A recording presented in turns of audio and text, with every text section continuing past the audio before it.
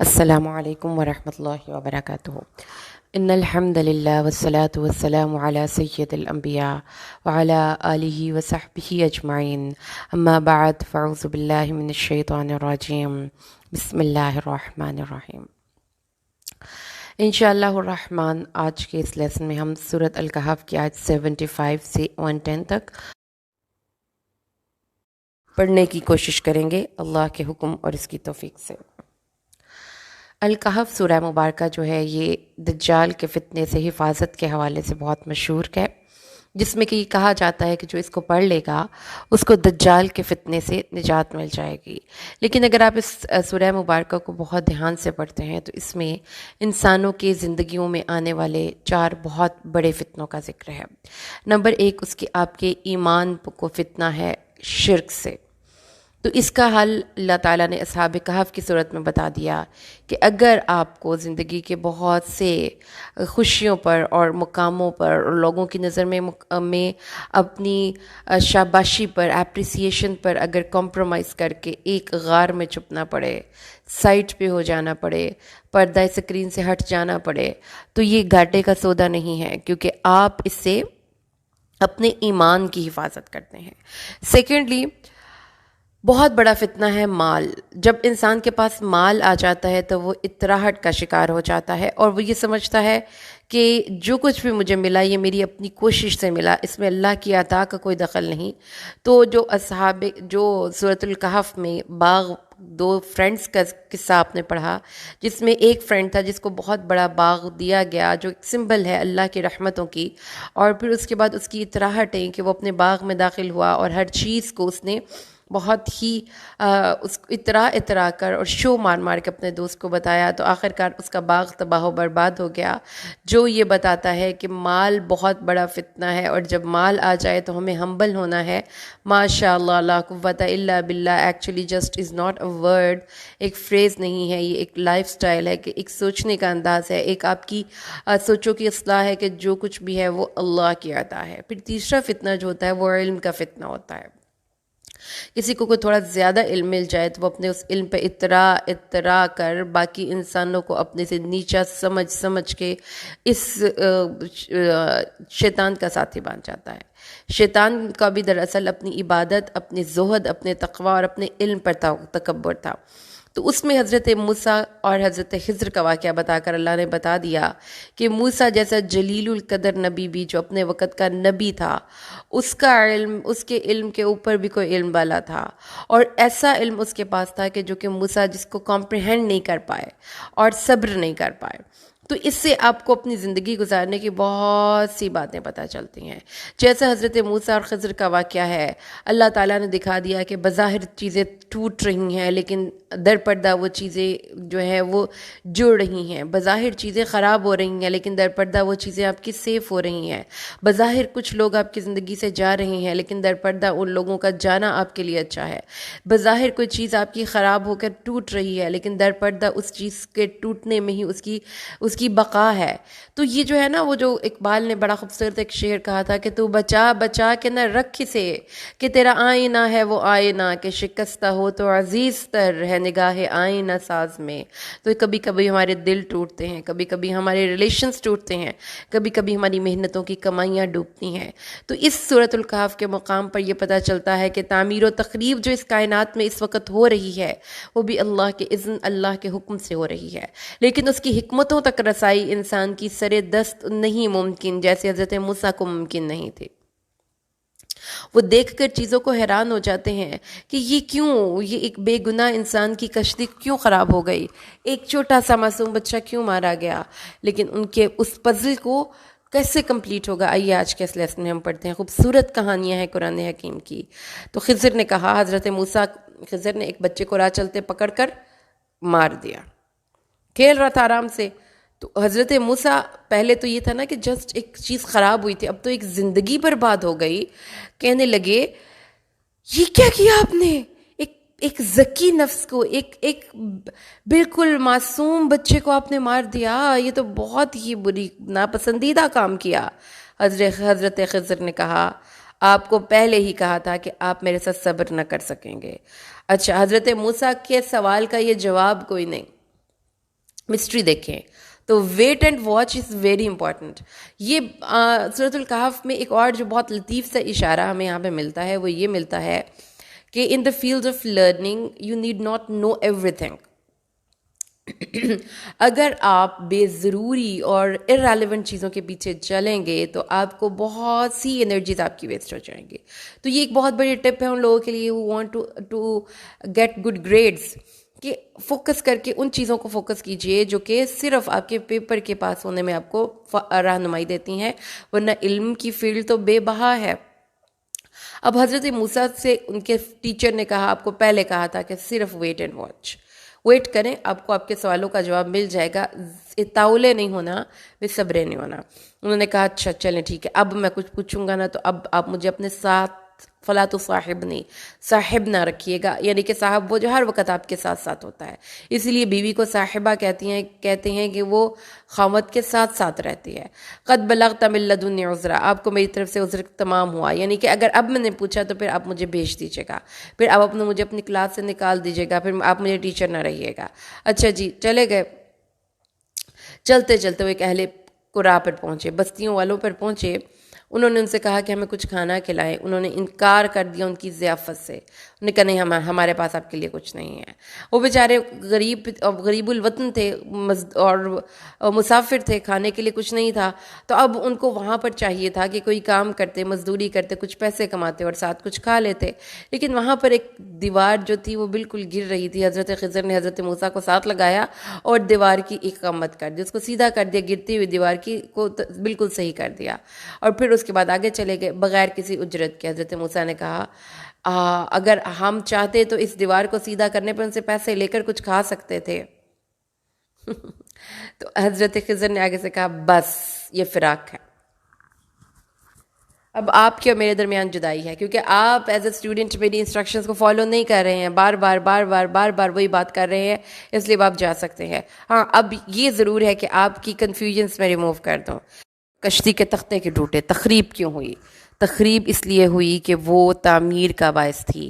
وہ تھوڑی تخریب بڑی تعمیر کا باعث تھی کہ جو یتیم بچوں کی وہ کشتی تھی ان کے پیچھے پیچھے بادشاہ آ رہا تھا اور وہ ہر صحیح سالم کشتی کو چھین لیتا تھا.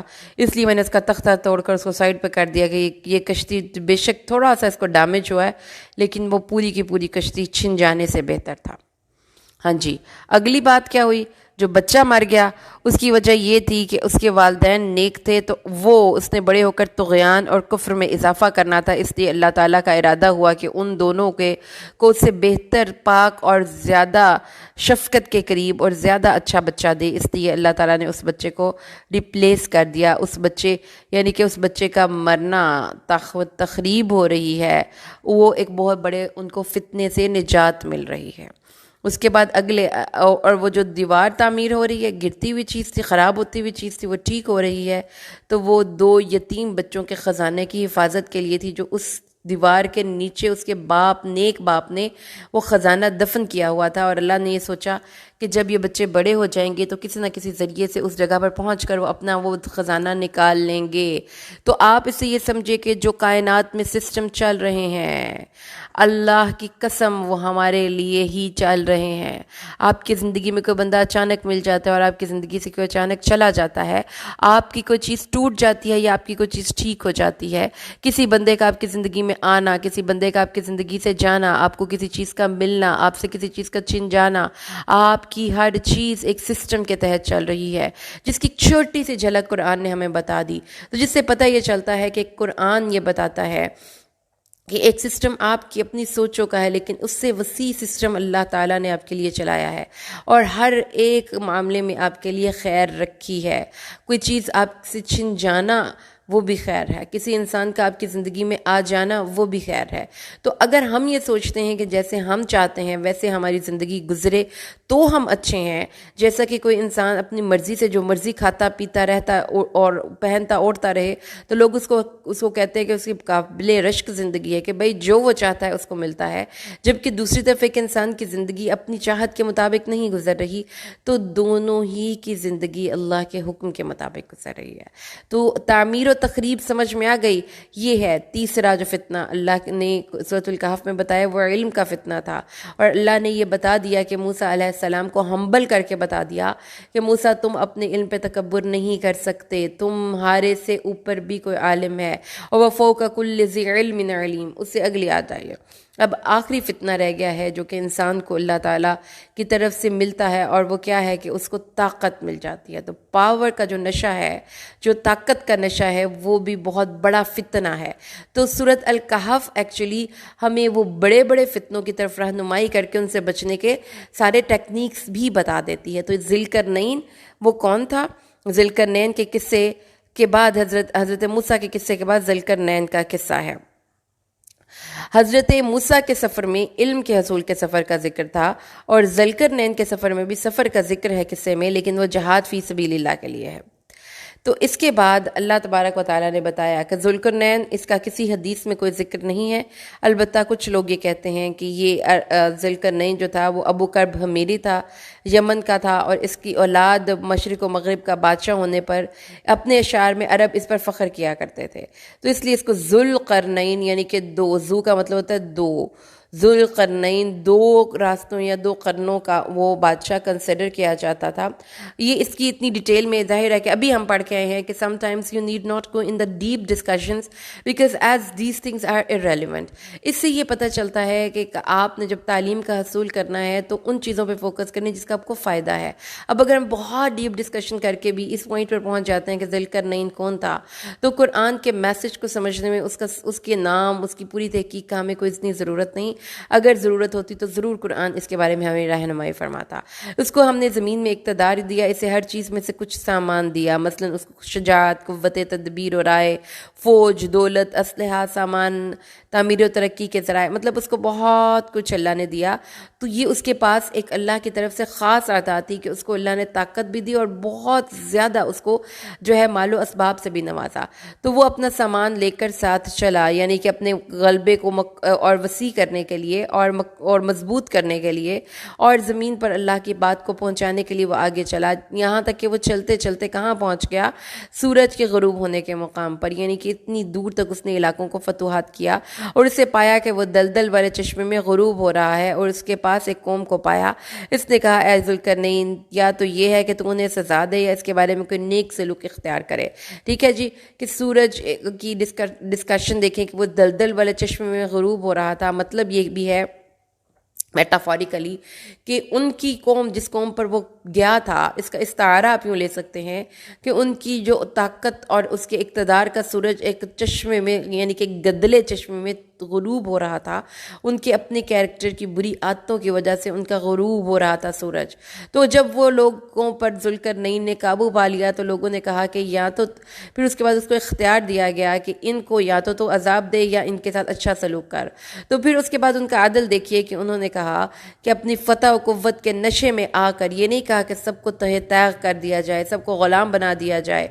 وہ سلوک ان کے ساتھ اظہار کیا جس کے ہر شخص وہ لائق تھا کہ جس نے ظلم کیا ہے ان کو اس کا ظلم کا انجام معلوم ہوگا، اور وہ بھی اپنے رب کے پاس لوٹے گا تو اس کو اس کا ڈبل عذاب ملے گا.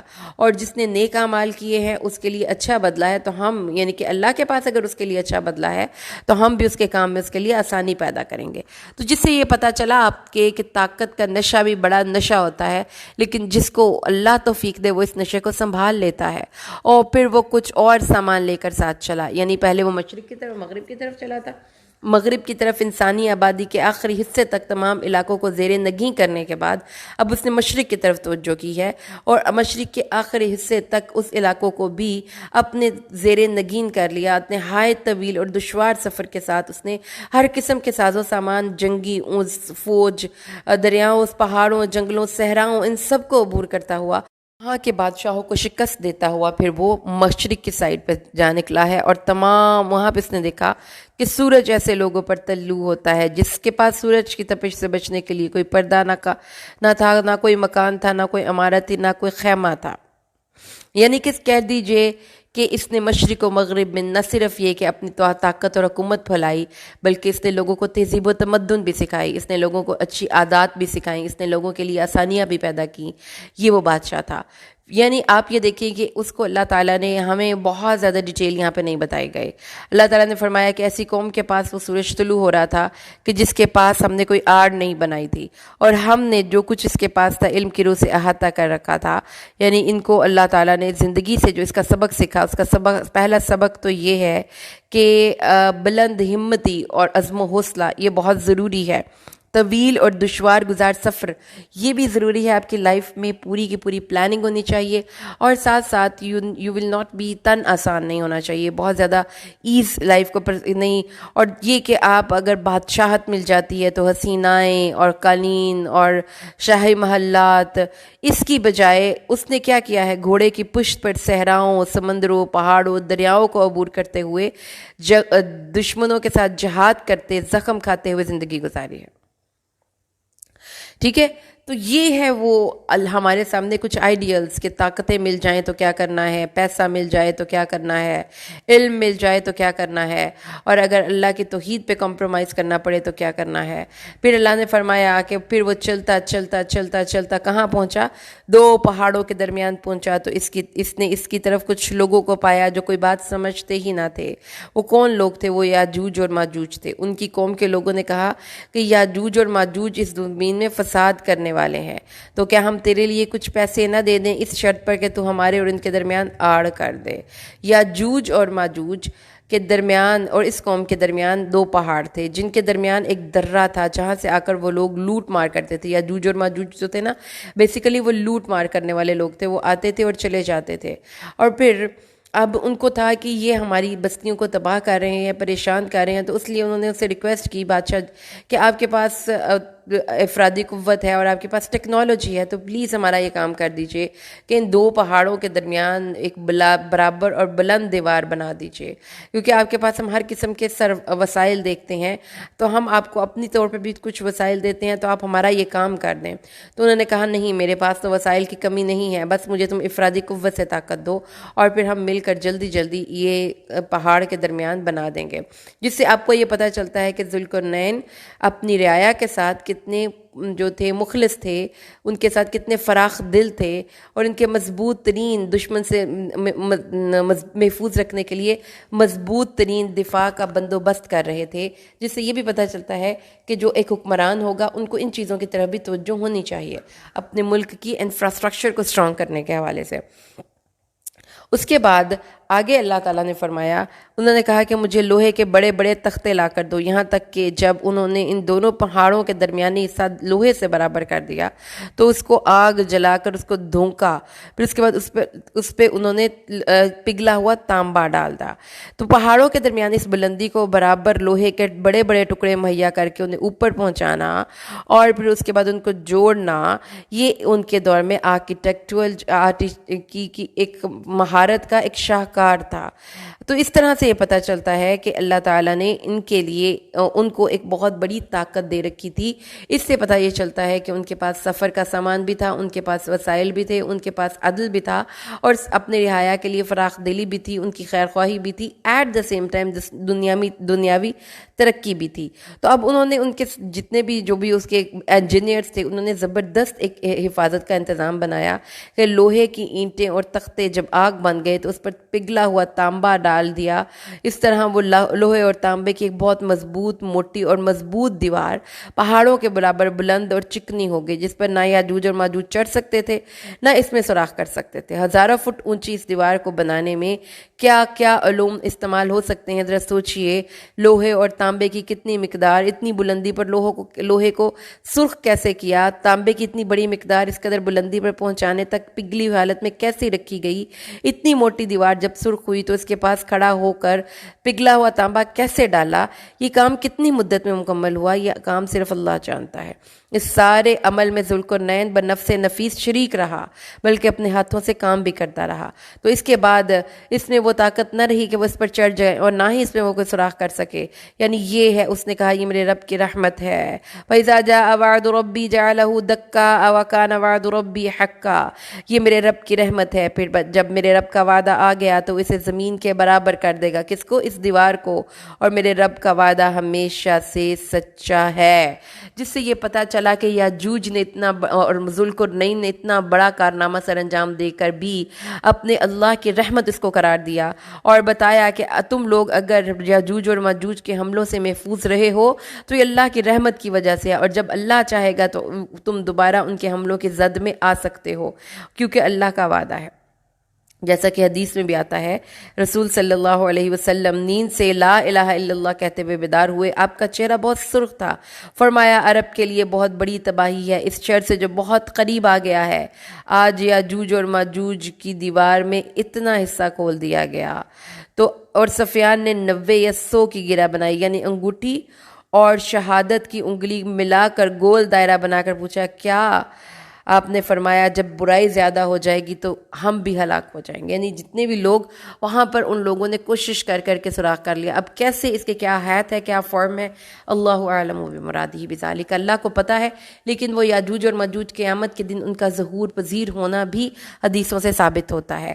آگے آ جائیے. اور پھر ہم نے وَعَرَضْنَا جَهَنَّمَ يَوْمَئِذٍ لِّلْكَافِرِينَ عَرْضًا، عرض ہوتا ہے نا، طول و عرض، تو عرض کر دیا. جیسے ہم کہتے ہیں نا میری عرض پیش کر دیجئے، تو جہنم کافروں کے لیے اس دن پیش کی جائے گی. وہ کون سے کافر ہیں؟ الذین، وہ لوگ جن کی آنکھیں میرے ذکر سے پردے میں تھیں اور وہ سن نہیں سکتے تھے. تو بار بار ایک سمبل آتا ہے کہ کان اور آنکھوں کا استعمال درست کیجئے.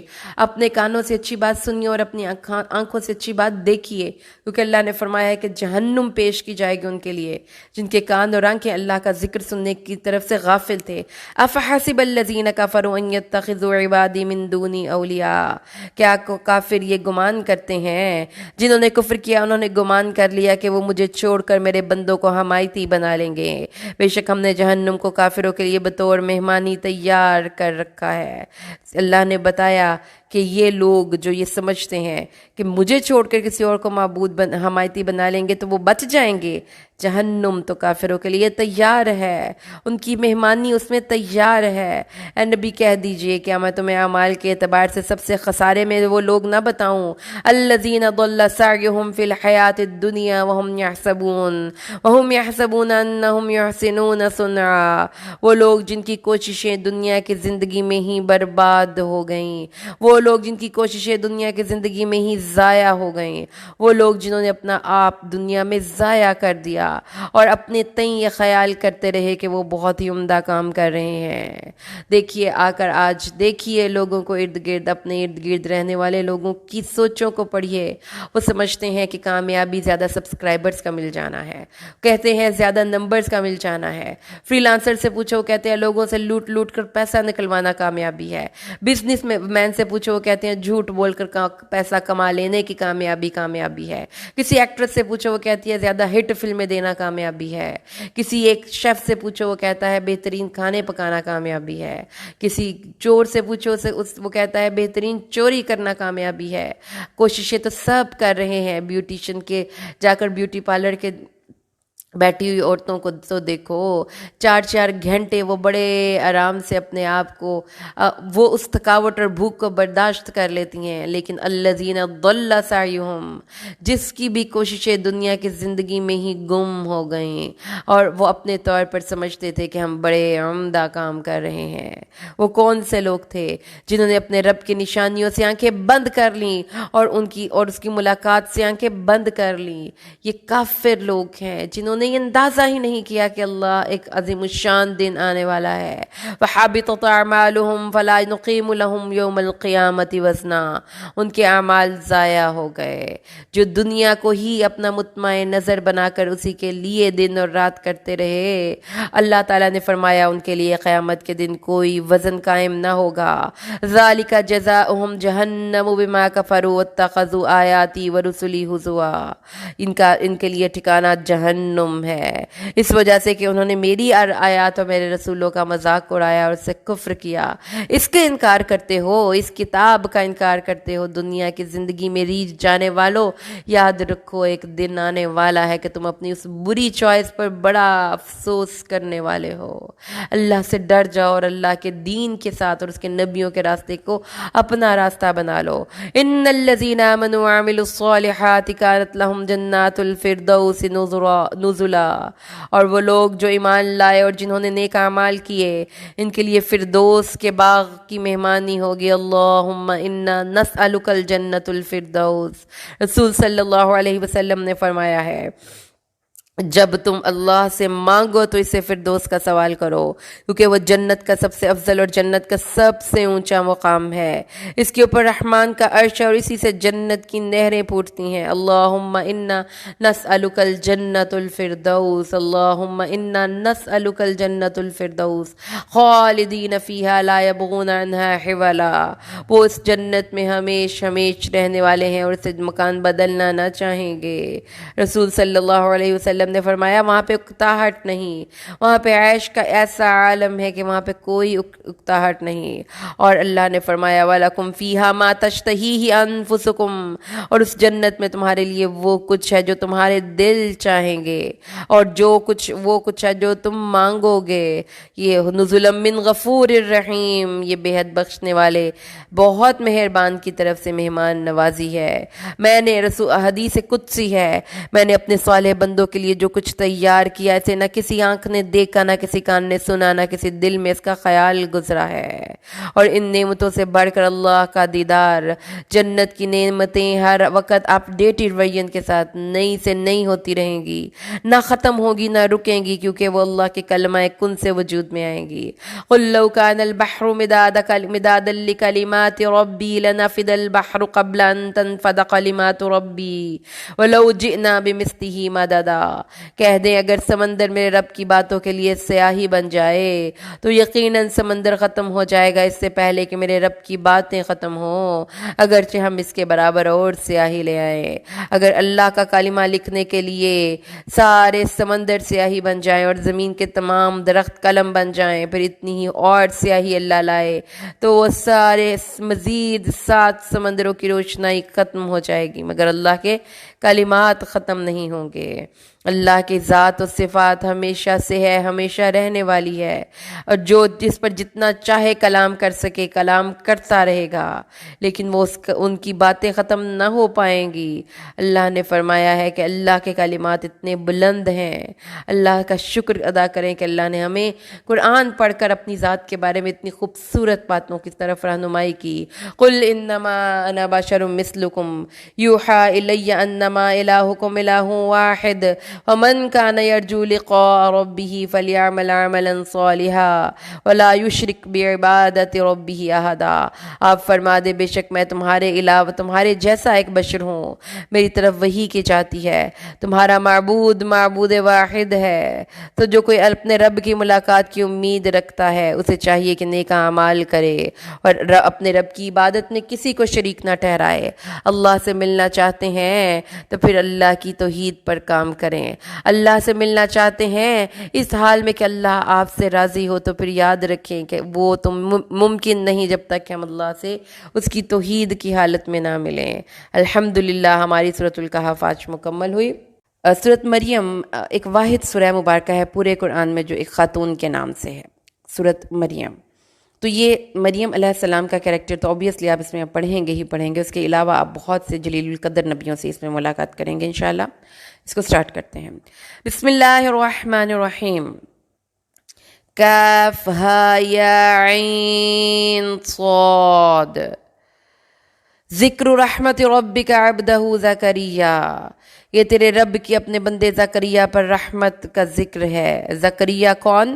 سخت بڑھاپے اور بیوی کے بانجھ ہونے کے باوجود یحییٰ جیسا عظیم مرتبے والا بیٹا زکریا کو عطا فرمایا گیا ہے۔ کہ زکریا کیا تھے؟ زکریا نجار تھے، اور پھر ترخان تھے، اور جب اس نے اپنے پروردگار کو چپ کے پکارا نداءً خفیہ، اللہ نے خاص طور پر ذکر کیا ہے کہ ہر لوگوں سے علیحدہ ہو کر چپ کے اللہ سے دعا مانگو، ادعوا ربکم تضرعا وخفیہ، کہنے لگے اے میرے رب یقیناً میں بوڑھا ہو چکا ہوں، میری ہڈیاں کمزور ہو چکی ہیں، میرا سر بڑھاپے سے شعلہ مارنے لگا ہے، اے میرے رب میں تجھے پکارنے سے کبھی بے نصیب نہیں ہوا، وَلَمْ أَكُمْ بِدُعَائِكَ رَبِّي شَقِيًّا، اللہ میں تجھے مانگ کر کبھی محروم نہیں رہا، وَإِنِّي خِفْتُ الْمَوَالِيَ مِنْ وَرَائِي، مجھے اپنے پیچھے سے قرابت داروں سے ڈر لگتا ہے، اور میری بیوی تو شروع سے بانجھ ہے، مجھے اپنے رب اپنے پاس ایک وارث عطا فرمایا کہ میرے پیچھے ایک میرا وارث کون ہوگا؟ اللہ میری بیوی تو شروع سے بانجھ ہے، ڈاکٹروں نے کہہ دیا کہ یہ نا امید ہو جاؤ اولاد سے، لیکن وَلَمْ أَكُمْ بِدُعَائِكَ رَبِّي شَقِيًّا، اللہ میں تجھ سے کیسے نا امید ہو جاؤں؟ دعا مانگنے کا طریقہ تو دیکھیے، کتنا توکل ہے اللہ، حقیقت تو یہ ہے کہ ڈاکٹروں نے کہہ دیا میری بیوی بانجھ ہے، لیکن تو مجھے اولاد عطا فرما، جو میری علمی میراث کا اور آل یعقوب کی علمی میراث کا وارث ہو، اللہ اس کو میری طرف سے، اے اللہ اس کو اپنے پاس سے پسندیدہ بنا لے۔ کیسے پسندیدہ؟ رسول صلی اللہ علیہ وسلم نے فرمایا جب اللہ کسی بندے سے محبت کرتا ہے تو جبریل امین سے کہتا ہے بے شک اللہ فلاں بندے سے محبت کرتا ہے، تو بھی اس سے محبت کر۔ جبریل بھی اس سے محبت کرنا لگتا ہے، پھر جبریل آسمان والوں میں اعلان کرتا ہے اللہ فلاں سے محبت کرتے ہیں، تم بھی اس سے محبت کرو، آسمان والے بھی اس سے محبت کرتے ہیں، اور پھر زمین میں اس کے لیے محبت اور قبولیت رکھ دی جاتی ہے۔ اللہ نے حضرت زکریا کی دعا ذکر کر کے فرمایا یا زکریا انا نبشرک بغلام، اے زکریا ہم تمہیں ایک لڑکے کی خوشخبری سناتے ہیں جس کا نام یحییٰ ہے، اس سے پہلے ہم نے اس کا کوئی ہم نام بھی نہیں بنایا ہے۔ اس نے کہا اے میرے پروردگار مجھے بیٹا کیوں کر ہوگا، میری بیوی تو شروع سے بانجھ ہے اور میں بڑھاپے کی آخری حد تک جا پہنچا۔ پہلے خود ہی دعا مانگی، اب بے یقینی ہے، خوشی ہے، ایکسائٹمنٹ ہے، اللہ کیسے ہوگا؟ اللہ نے فرمایا ایسے ہی ہوگا، میرے لیے کچھ بھی آسان، میرے لیے کچھ بھی مشکل نہیں ہے، اور یقیناً تجھے بھی تو پہلے پیدا کیا تھا جب تو خود بھی کچھ نہ تھا۔ اس نے کہا اے میرے پروردگار میرے لیے کوئی نشانی مقرر فرمایا تجھ سے ہی تندرست، نہ گونگا نہ بہرا، پھر بھی 3 دن رات تک تجھے لوگوں سے بات ہی نہ ہوگی۔ تو سمجھ لو جب تم سے بات نہ ہو تو سمجھ لو کہ حمل قرار پا گیا، لوگوں کے ساتھ کلام سے زبان بند ہو گئی لیکن ذکر تسبیح و تمہید سے بند نہیں ہوئی۔ اللہ نے فرمایا کہ پھر چپ چاپ اللہ کا ذکر کرنا ہے، اور چپ کے اللہ کا ذکر کرنا ہے۔ تو خوشی کی خبر مل جائے تو کیا کرنا ہے؟ لیٹس پارٹی لیٹس ڈانس نہیں، اللہ کا ذکر کرنا ہے۔ پھر وہ اپنی قوم سے نکلا محراب سے، اور ان کی طرف اشارے سے بات کی کہ صبح اور شام اللہ کو یاد کرو۔ اے یحییٰ، اب یحییٰ کی پیدائش ہو چکی، اور یحییٰ کو اللہ نے کہا خذ الکتاب بقوہ، اس کتاب کو قوت سے پکڑ لو، یعنی کہ اللہ نے قصے کو مختصر کر دیا، درمیان میں بہت سی باتیں مخذوف ہیں۔ حضرت یحییٰ کی پیدائش ہو گئی، یحییٰ بڑے ہو گئے، یحییٰ کتاب پکڑو، اور ہم نے اس کو بہت بچپن میں ہی حکمت اور دانائی عطا کر دی تھی، اور اللہ کے پاس سے شفقت، اور وہ بہت پرہیزگاروں میں سے تھا۔ اللہ نے اس کو قوت فیصلہ عطا فرمائی تھی، اللہ نے اس کو بڑی شفقت اور پاکیزگی والا بنایا تھا۔ تو یہ ایک آئیڈیل بچے کی خصوصیات ہیں، وہ بچہ جو بچپن میں ہی حکیم ہو، وہ بچہ جو بہت شفقت اور پاکیزگی والا ہو، بہت پرہیزگار ہو، اپنے والدین کے ساتھ نیک سلوک کرنے والا اور سرکش و نافرمان نہ ہو۔ آرزوؤں اور امنگوں سے پیدا ہونے والی اولاد کیا ہوتی ہے؟ لاڈ کر کر کے ماں باپ اس کو سر پہ سوار کر لیتے ہیں، اس کی تربیت خراب کر دیتے ہیں۔ اللہ نے فرمایا نہیں، اولاد کا ملنا اللہ کی عظیم نعمت ہے، لیکن اولاد کی تربیت کی توفیق ملنا اس سے بھی بڑی نعمت ہے، اور اس دن اس پر سلامتی ہے جس دن وہ پیدا ہوا، جس دن وہ فوت ہوگا، جس دن وہ دوبارہ اٹھایا جائے گا۔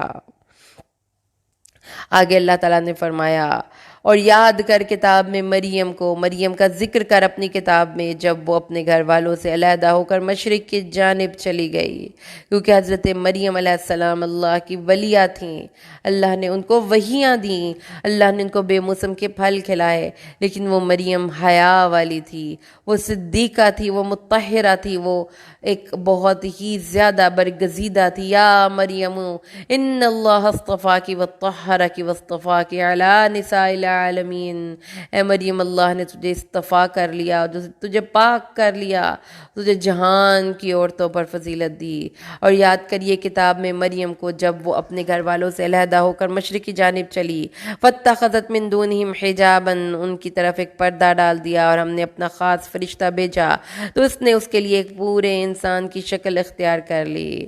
ایام سے فارغ ہو کر غسل کے لیے پردہ تان لیا، یا عبادت کے لیے مکمل تنہائی کے لیے، اور جب وہ تنہا تھیں تو کیا ہوا، وہاں پر ایک پورے اعضاء والا تندرست انسان نوجوان کی شکل میں آئے۔ مریم علیہ السلام کی آپ سمجھ لیجئے، یہاں پر دیکھیے کہ وہ کیسی محتاط زندگی گزار رہی تھیں۔ کوئی باپ نہیں پوچھنے والا مریم یہ کیا کر رہی ہو، بھائی نہیں پوچھنے والا، خامد ہے نہیں، بیٹا ہے نہیں، کھلم کھلا ہر ایک چیک سے آزاد وہ ایسی خاتون تھیں جس کو کہ کوئی پوچھ گچھ ہی نہ تھی۔ انہوں نے اس سے اپنی عزت کی، اس وقت حفاظت کی جبکہ ان پر کوئی اور چیک نہیں تھا۔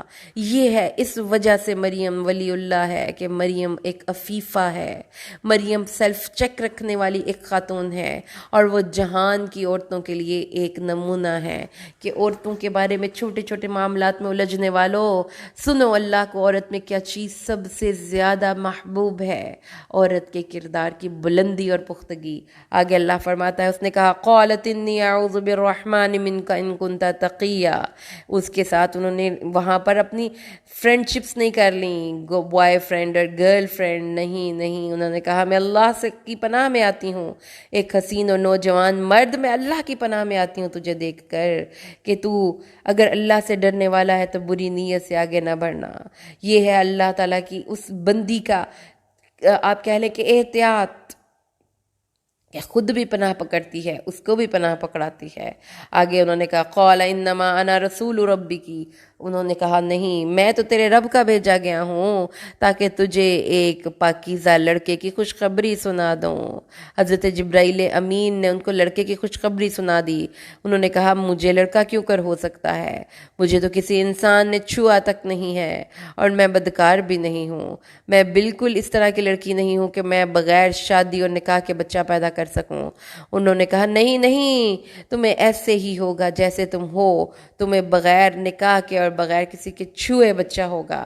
وقال ربک هو علی ہین، اللہ نے کہا ہے یہ میرے لیے آسان ہے تاکہ ہم تمہارے اس بچے کو لوگوں کے لیے قدرت کی عظیم کی نشانی بنا لیں، اپنی رحمت بنا لیں، اور یہ کام تو طے شدہ ہے، اب یہ کام تو ہو کر ہی رہے گا۔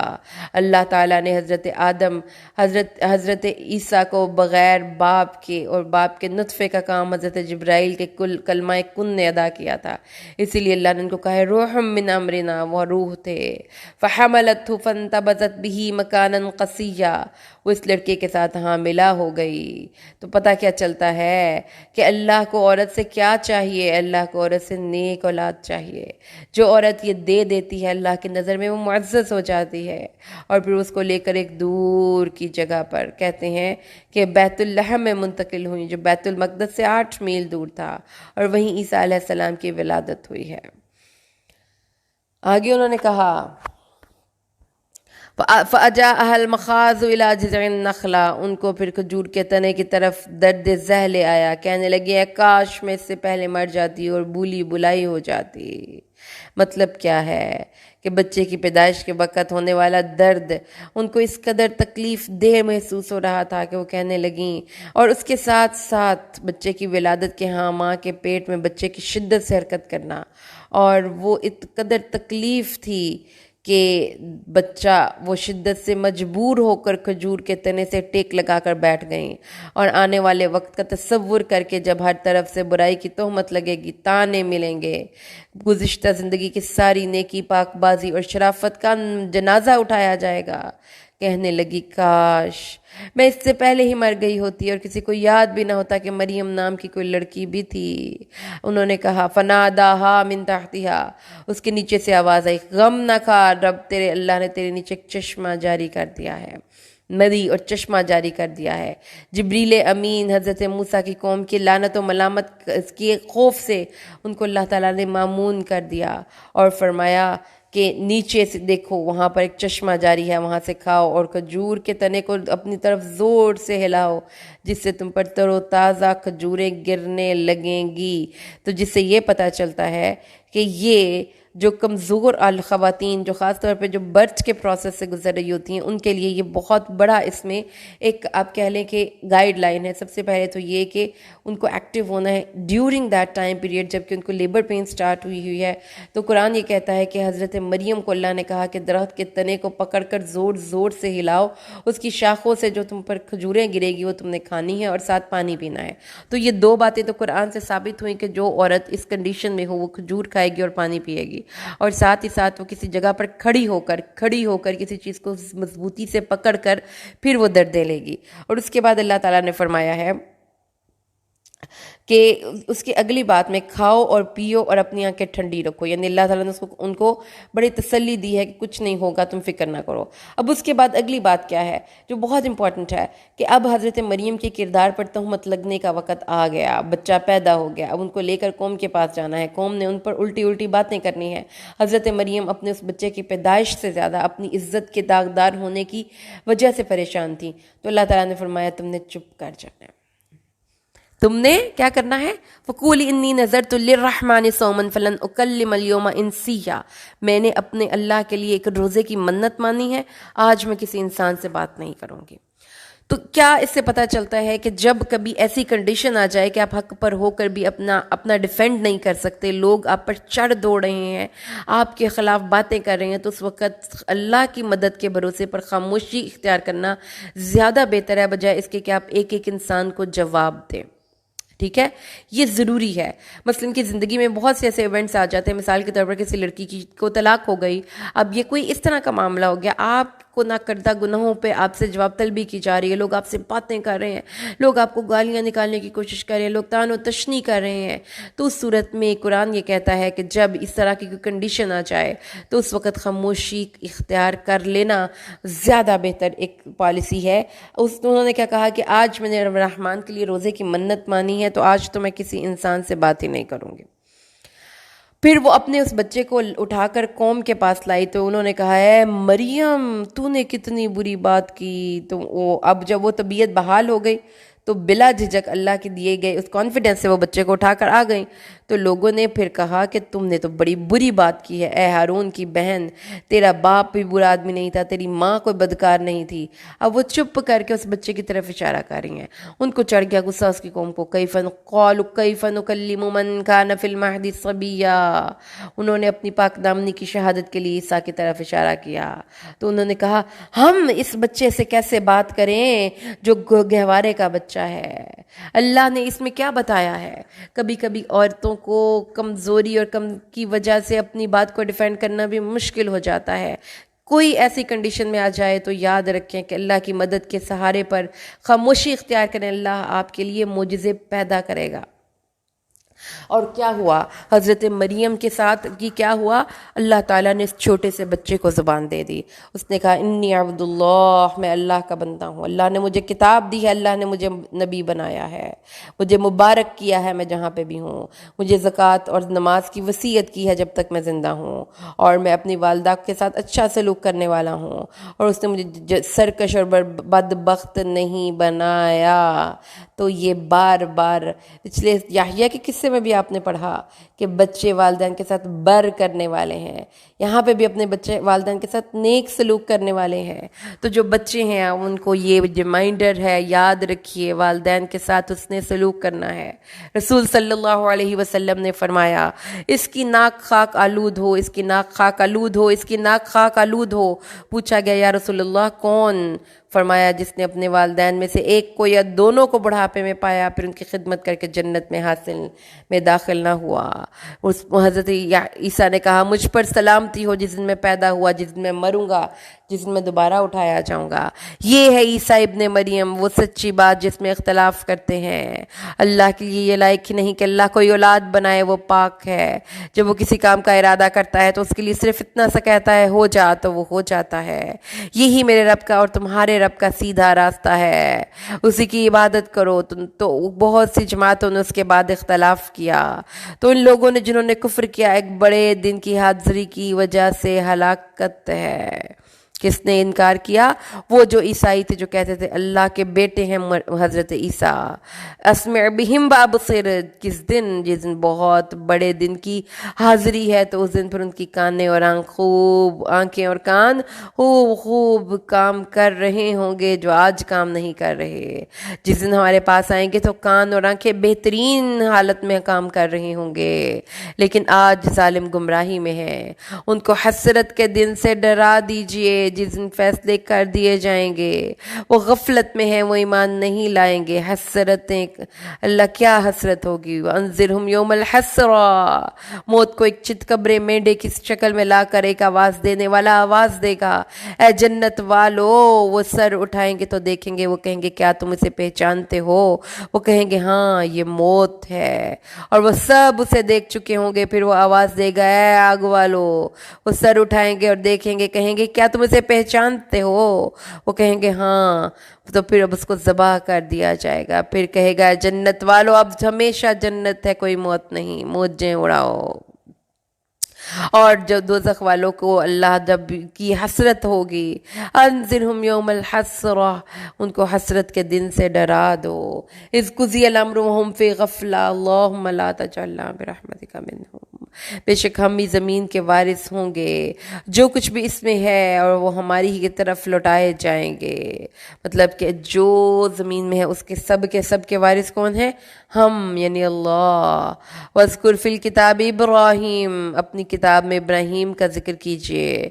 बेशक वो सच्चे नबी थे, हज़रत इब्राहीम अलैहिस्सलाम।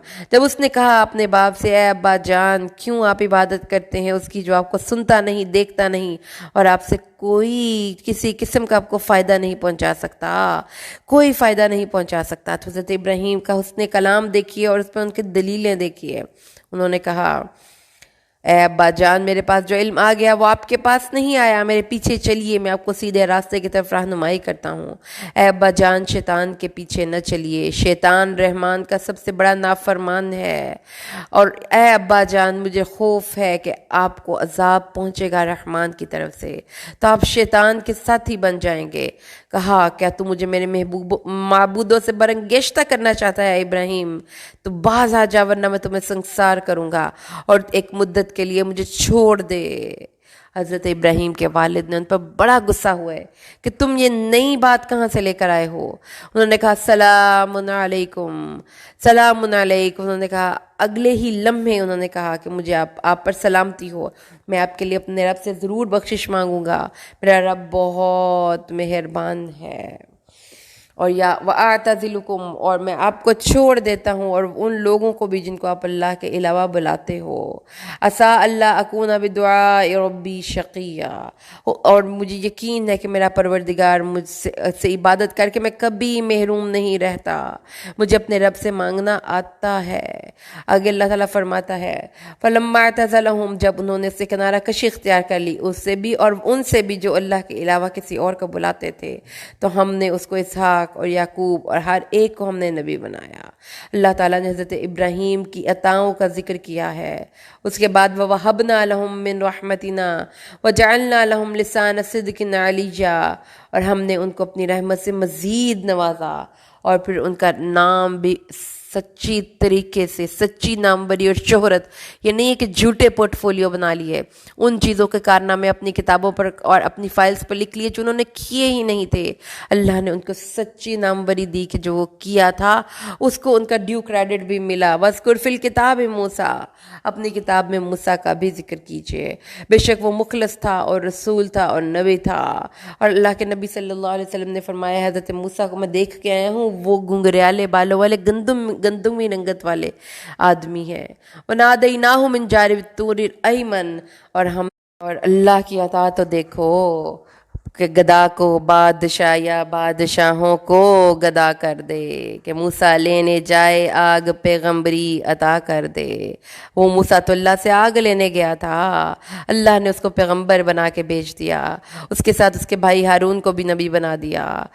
اسماعیل کا ذکر کیجئے، وہ کیا تھے؟ وہ وعدے کے سچے تھے، وہ رسولوں کے نبی تھے۔ جب انہوں نے کہا تھا نا، کون سا وعدہ تھا یہ؟ قال یا ابت افعل ما تؤمر ستجدنی انشاء اللہ من الصابرین۔ ابا جان، آپ کو جو حکم ملا ہے کر گزریے، انشاءاللہ آپ مجھے صابر کرنے والوں میں پائیں گے۔ تو آپ اللہ نے فرمایا اسماعیل تیرے کیا کہنے، تمہیں بھی میڈل ملتا ہے، تو سچا ہے اور رسول ہے اور نبی ہے۔ وَكَانَ يَأْمُرُ أَهْلَهُ بِالصَّلَاةِ وَالزَّكَاةِ وَكَانَ عِندَ رَبِّهِ مَرْضِيًّا۔ اپنے گھر والوں کو نماز اور زکوٰۃ کا حکم دیتا تھا اور اپنے رب کے ہاں پسند کیا ہوا تھا۔ اپنے رب کے ہاں کیا کیا ہوا تھا؟ پسند۔ وہ اپنے گھر والوں کو نماز اور زکوٰۃ کا حکم دیتا تھا اور اپنے رب کے ہاں وہ بہت ہی پسندیدہ مرتبہ رکھتا تھا۔ وَاذْكُرْ فِي الْكِتَابِ ادریس کا ذکر کیجئے، بے شک وہ سچے نبی تھے۔ وَرَفَعْنَاهُ مَكَانًا عَلِيًّا، اس کو ہم نے ایک بہت بلند مقام پر لے جا کر اس کی روح قبض کی ہے۔ اس کے بعد اللہ نے فرمایا أُولَٰئِكَ الَّذِينَ أَنْعَمَ اللَّهُ عَلَيْهِم مِّنَ النَّبِيِّينَ وَمِن ذُرِّيَّةِ آدم، اولاد آدم میں سے اور جنات میں سے صرف یہ لوگ ہیں جو انعام یافتہ ہیں۔ اور اس کے بعد وہ جن کو ہم نے نوح کے ساتھ سوار کیا، اور وہ جو ابراہیم اور اسماعیل کی اولاد ہیں، اور وہ جو ہم نے ہدایت دی اور ہم نے اس کو منتخب کیا، اور جب ان پر ہماری نشانیاں پڑی جاتی ہیں تو وہ سجدہ کرتے ہوئے روتے ہوئے ان نشانیوں پر گر جاتے ہیں۔ اور پھر اللہ نے فرمایا کہ ان کے بعد ایسے نالائق جانشین آ گئے جنہوں نے نمازوں کو ضائع کر دیا، اپنی خواہشوں کے پیچھے چلے، تو وہ یقیناً گمراہی میں بہت دور جا پڑے۔ اللہم لا تجعلنا برحمتک منہم۔ نماز ضائع کرنا سب سے ضروری چیز ہے، نماز ادا کرنا۔ اگر آپ مسلمان ہیں تو ان کی شریعت میں لوگوں نے سب سے پہلے اپنی نماز کو ضائع کیا تھا، نماز کو صحیح طریقے سے پڑھا ہی نہیں تھا، اس کے اول وقت پر ادا ہی نہیں کیا تھا، کبھی پڑھ لیا کبھی ترک کر دیا تھا، ایسی کنڈیشن تھی۔ تو اس لیے اللہ تعالیٰ نے فرمایا کہ وہ ان لوگوں کو اللہ تعالیٰ نے ایسے جانشین دیے جنہوں نے اپنی نمازوں کو ضائع کر دیا، اپنی خواہشات کے پیچھے چلے۔ یہ دو چیزیں ہیں جس کی وجہ سے اللہ نے فرمایا یہ گمراہی میں پڑیں گے۔ مگر جو لوگ ایمان توبہ کرتے ہیں اور ایمان لا کر عمل صالح کرتے ہیں، یہ لوگ جنت میں داخل کیے جائیں گے اور ان کو ذرا برابر بھی ظلم نہ کیا جائے گا۔ آگے اللہ فرماتا ہے وہ عدن کے باغات جس کا اللہ نے اپنے بندوں سے بن دیکھے وعدہ کیا تھا، غائبانہ وعدہ کیا ہوا ہے، اس کا وعدہ ضرور آنے والا ہے۔ اس پہ نہ لغو سنیں گے مگر سلام سلام سلام، اس میں رزق ہوگا صبح اور شام۔ سبحان آیت کریمہ اللہ فرماتا ہے۔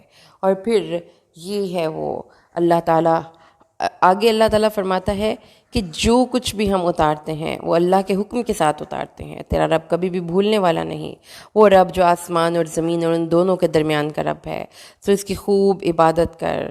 تو کیا تو اللہ کا کوئی ہم نام جانتا ہے؟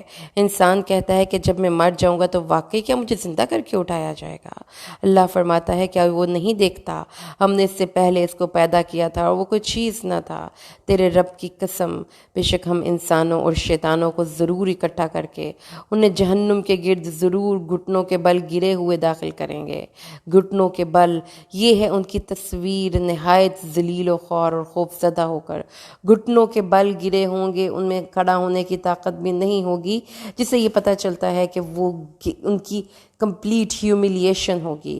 اور پھر اللہ فرماتا ہے ہم ہر گروہ میں سے اس شخص کو ضرور کھینچ نکالیں گے جو رحمان کے خلاف زیادہ سرکشتہ ہوتے ہیں نا، کچھ لوگ زیادہ سرکشی میں آگے ہوتے ہیں، پھر وہ لوگ سب سے پہلے آگ میں چونکے جائیں گے، کیونکہ وہ حقدار تھے نا، کہ ان کو سب سے زیادہ شک تھا، تو سب سے پہلے تو شک ان کا ہی ختم ہونا چاہیے تھا۔ پھر قرآن کہتا ہے کہ تم میں سے ہر کوئی دوزخ میں وارد ہونے والا ہے۔ وارد مطلب یہاں سے گزرے گا یا اس کے اوپر سے گزرے گا، جیسا کہ مفسرین نے کہا ہے پل صراط سے ہر ایک کو گزرنا ہوگا، اور یہ پل جہنم کے اوپر سے رکھا جائے گا۔ اور متعدد احادیث سے یہ ثابت ہے کہ مومن اور کافر سب اس پل سے گزریں گے۔ پھر ہم ان لوگوں کو جنہوں نے پرہیزگاری کی نجات دے دیں گے، اور ظالموں کو اس میں گھٹنوں کے بل گرے ہوئے چھوڑ دیں گے۔ اور جب ان پر ہماری نشانیاں واضح طور پر پڑی جاتی ہوتی ہیں۔ تو وہ لوگ جنہوں نے کفر کیا ان لوگوں سے کہتے ہیں جو ایمان لائے، دونوں گروہوں میں کون مقام میں بہتر اور مجلس کے اعتبار سے اچھا ہے؟ یعنی جب مسلمانوں کو جنت کی بشارت سنائی جاتی ہے تو کافر اپنی دنیا کی محفلوں کو دکھا کر بتاتے ہیں کہ لو بھائی جنتیوں کی محفل تو دیکھ لو، دنیا میں تو دیکھ لو کہ کس کی محفل بہتر ہے، اور کتنی ہی بستیاں ہم نے ان سے پہلے ہلاک کی جو ساز و سامان اور دیکھنے میں ان سے کہیں اچھے تھے۔ اللہ تعالیٰ نے فرمایا ان کی دنیاوی شان و شوکت کا ان کو کوئی فائدہ نہیں ہونے والا۔ پھر اللہ فرماتا ہے جو شخص گمراہی میں پڑا ہو تو لازم ہے کہ اسے رحمان ایک مدت تک مہلت دے، یہاں تک کہ جب وہ اس چیز کو دیکھ لے یعنی عذاب یا قیامت، تو پھر اس کو پتہ چل جائے کہ کس کا مقام زیادہ برا اور لشکر کے اعتبار سے زیادہ کمزور ہے۔ اللہ نے فرمایا ایک وقت تک بھی اگر تمہیں ہم مہلت دے دیتے ہیں اور پھر اللہ کا عذاب یا اللہ کی تک آنے والے لشکروں کو دیکھ لیتے ہو تو تمہیں اندازہ ہو جائے گا کہ جو ایمان ہے وہ کتنی بڑی دولت ہے، کیونکہ جو مومن ہوں گے، ہدایت یافتہ لوگ ہوں گے، اللہ ان کی ہدایت میں ان کو اضافہ کرے گا اور نیکیاں ہی باقی رہنے والی ہیں۔ اس لیے یہ دنیا میں رہ کر نیکیاں کمانے کے حریص ہو، نہ کہ اپنی دنیا بنانے کے حریص ہو۔ اور کیا تو نے اس شخص کو دیکھا جس نے ہماری نشانیوں کے ساتھ کفر کیا اور پھر اس نے کہا کہ مجھے تو ضرور ہی مال اور اولاد اللہ کے پاس بھی دے دی جائے گی؟ اللہ نے فرمایا کیا اس نے غیب کو جھانک کر دیکھ لیا ہے یا رحمان سے اس نے کچھ عہد لے رکھا ہے کہ اس کے عہد کی خلاف ورزی نہ کی جائے گی؟ نہیں، ہم ضرور لکھیں گے جو یہ کہتا ہے اور اس کے لیے بہت زیادہ عذاب میں اس کو بڑھا دیں گے۔ اللہ نے فرمایا کہ اور ہم وارث ہوں گے ان چیزوں کے جو اس کے پاس ہیں، اور ہمارے پاس یہ اکیلا تنہا آئے گا، اس کی سب چیزیں پیچھے رہ جائیں گی۔ اور انہوں نے اللہ کے علاوہ اور معبود بنا لیے تاکہ ان کے لیے وہ معبود باعث عزت ہوں۔ ہرگز ایسا نہیں ہوگا، ان قریب وہ ان کی عبادت کا انکار کریں گے اور ان کے خلاف اور ان کے مد مقابل ہوں گے۔ مد مقابل مطلب جن کی یہ عبادت کرتے تھے وہ ان کے ساتھ دوستی میں نہیں ہوں گے، وہ ان کے خلاف مقدمے پیش کریں گے کہ اللہ تعالیٰ انہوں نے ہمیں ہماری ذات کے ساتھ وہ باتیں منسوب کی جو ہم نے کہیں ہی نہ تھیں۔ کیا تو نے نہ دیکھا بے شک ہم نے شیطانوں کو کافروں پر چھوڑ رکھا ہے، وہ انہیں خوب ابھارتے ہیں، خوب ابھارنا یعنی ان لوگوں کے سروں پر شیاطین مسلط ہیں۔ اب وہ ان کو جیسے کسی کو اسیب لگ جاتا ہے نا، تو ان کافروں کا ریموٹ اب شیطان کے ہاتھوں میں ہے۔ اب وہ خوب ان کو ابھارتے ہیں، ان کو غلط باتوں کی طرف رہنمائی کرتے ہیں۔ تو پس تو ان پر جلدی نہ کر، ہم ان کے لیے دن گن رہے ہیں۔ اللہ تعالیٰ فرماتے ہیں ان کے لیے دن گنے جا چکے ہیں، اور جب متقین وفد بنا کر، مہمان بنا کر اللہ کے سامنے پیش کیے جائیں گے۔ وفد کہتے ہیں کسی اہم کام کے لیے یا کوئی عطیہ حاصل کرنے کے لیے کسی بادشاہ یا بڑی شخصیت کے پاس جایا جائے، اور ہم ورد یعنی پیاسے دوزخیوں کو دوزخ کی طرف ہانکیں گے۔ اللہم لا تجعلنا برحمتک منہم۔ وہ کسی سفارش کے اللہ کے پاس مالک نہ ہوں گے مگر جس نے اللہ سے کوئی عہد لے لیا، یعنی عہد بھی 5 گانہ نماز کی پابندی کو بھی ایک حدیث میں اللہ نے عہد قرار دیا ہے کہ جو اللہ نے فرمایا ہے کہ یہ وہ عہد ہے جو ہمارے اور مشرکین کے درمیان ہے، جس نے نماز کو ترک کیا وہ بلا شبہ کافر ہو گیا۔ لوگوں نے کہا اللہ کی کوئی اولاد ہے، اللہ نے اولاد بنا لی، یہ تو یقیناً تم ایک بہت بھاری بات لاتے ہو۔ آسمان یہ قریب ہے کہ اس بات سے پھٹ جائیں، زمین شک ہو جائے اور پہاڑ ڈھہ جائیں کہ انہوں نے اللہ کے لیے اولاد بنا لی۔ اللہ کے لیے لائق نہیں کہ اس کی کوئی اولاد ہو، اور ہر ایک چیز جو کچھ بھی آسمان اور زمین میں ہے وہ اللہ کے پاس غلام بن کر آنے والا ہے۔ بلا شبہ یقیناً اس نے ان کا احاطہ کر رکھا ہے اور ان کو خوب اچھی طرح شمار کر رکھا ہے کہ ہر ایک اللہ کے پاس اکیلا آنے والا ہے۔ بے شک وہ لوگ جو ایمان لائے جنہوں نے نیک اعمال کیے، اللہ ان کے لیے دلوں میں محبت پیدا فرمائے گا۔ نیک ایمان، عمل اور عمل صالح، ان کے لیے اللہ لوگوں کے دلوں میں محبت پیدا فرما دے گا۔ اللہم اجعلنا برحمتک منہم۔ جب اللہ کسی بندے سے محبت کرتا ہے تو جبریل کو کہتا ہے بے شک اللہ فلاں بندے سے محبت کرتا ہے، تم بھی اس سے محبت کرو۔ جبریل امین ان سے محبت کرتے ہیں اور آسمان والوں میں منادی کر دی جاتی ہے، سب آسمان والے اس سے محبت کرتے ہیں۔ اس لیے اللہ تعالیٰ نے فرمایا کہ وہ اللہ اس بندے کا محبت دلوں میں رکھ دیتا ہے، اور جب اللہ کسی بندے سے بغض رکھتا ہے تو جبریل کو کہتا ہے اے میرے جبریل میں فلاں سے نفرت کرتا ہوں، ناراض ہوں، تو بھی اس سے بغض رکھ، تو ساتوں آسمان میں منادی کر دی جاتی ہے۔ اس لیے اللہ کے ہاتھ میں ہے محبت اور نفرت، اور اللہ فرماتا ہے سو اس کے سوا کچھ نہیں، ہم نے اس قرآن کو تیری زبان میں آسان کر دیا ہے۔ اس قرآن کو آسان کر کے اللہ نے اتارا ہے تاکہ جو اس سے نصیحت حاصل کرنا چاہتا ہے کر لے۔ کم اہلکنا قبلہم من قرن، ہم نے تجھ سے پہلے کتنی بستیوں کو ہلاک کیا ہے، کتنے زمانے کے لوگوں کو ہلاک کیا ہے، کیا تم میں ان کسی ایک کو بھی محسوس کرتا ہے یا اس کی بھنک بھی سنتا ہے؟ ضدی سخت جھگڑالو قومیں تباہ و برباد ہو گئی، صفائی ہستی سے مٹا دی گئیں۔ اللہ کی طاقتوں کو چیلنج نہ کرو۔ الحمدللہ سورۃ مریم کی مطالعہ ہم نے آج 98 آیات تک مکمل کر لیا۔ بسم اللہ الرحمن الرحیم۔ طٰہٰ حروف مقطعات ہیں۔ ما انزلنا علیک القرآن لتشقیٰ، ہم نے تجھ پر یہ قرآن اس لیے نازل نہیں کیا ہے نبی کہ تو مصیبت میں پڑ جائے، یعنی نبی صلی اللہ علیہ وسلم نزول وحی کے بعد ہر آن اس فکر میں رہتے تھے کہ سب لوگ کسی نہ کسی طریقے سے مسلمان ہو جائیں، اور آپ اس کے لیے اتنی مشقت اٹھاتے اور ان کی بے رخی پر غمزدہ ہوتے۔ پھر اللہ نے آپ کو تسلی دی کہ اتنی بھی مشقت اور فکر کیا کہ آپ مصیبت ہی میں پڑ جائیں۔ یہ قرآن آپ کی شقاوت کے لیے نہیں، آپ کے دل کی پریشانی کے لیے نہیں اتارا گیا، بلکہ سعادت کے لیے اتارا گیا ہے، لیکن نصیحت ہے اس کے لیے جو ڈرتا ہے۔ یہ اس کی طرف سے اتارا گیا ہے جس نے زمین کو اور اونچے آسمانوں کو پیدا کیا، السماوات العلی، اونچے اونچے آسمانوں کو پیدا کیا۔ قرآن کسی جادوگر، کاہن، شاعر، شیطان، جن، انسان، فرشتے یا کسی بھی اور مخلوق کا کلام نہیں ہے، بلکہ یہ تمہارے اس عظیم الشان رب کا کلام ہے جس کا آسمان اور زمین پر بول بالا ہے، اور وہ بلند و بالا آسمان کا مالک ہے جس کے نیچے تم رہتے ہو۔ اور اس کے بعد اللہ فرماتا ہے الرحمن علی العرش استویٰ، وہ بے حد رحم کرنے والا عرش پر بلند ہوا۔ عرش کا لفظی مطلب ہے تخت، استوا ارتفاع، یعنی اللہ اپنے عرش پر مستوی ہے۔ لہو ما فی السماوات وما فی الارض وما بینہما وما تحت الثری، اسی کے لیے ہے جو کچھ بھی آسمانوں میں ہے، جو کچھ بھی زمین میں ہے، اور جو ان دونوں کے درمیان میں ہے، اور جو زمین کی گیلی مٹی کے نیچے ہے، یعنی کہ زمین کی ہر گہرائی تک، تحت الثری تک اللہ جانتا ہے۔ وَإِن تَجْهَرْ بِالْقَوْلِ، اگر تو کسی بات کو اونچی آواز سے کرے تو بھی اور پوشیدہ کہے تو بھی وہ اس کو جانتا ہے۔ اللہ لا الہ الا ہو، اللہ کے علاوہ کوئی معبود برحق نہیں، اسی کے اچھے اچھے نام ہیں۔ اور کیا تیرے پاس موسیٰ کی خبر پہنچی ہے؟ کون سی خبر؟ موسیٰ علیہ السلام کا قصہ بیان کیا جا رہا ہے جس کا مقصد یہ تھا کہ نبی صلی اللہ علیہ وسلم کے دل ٹھہر جائیں اور آپ کو تسلی مل جائے، کیونکہ جن دنوں میں یہ صورت نازل ہوئی مکہ میں نبی صلی اللہ علیہ وسلم کو ایسے ہی حالات درپیش تھے جیسے موسیٰ کو درپیش آ چکے تھے۔ اللہ لا الہ الا ہو لہ الاسماء الحسنی۔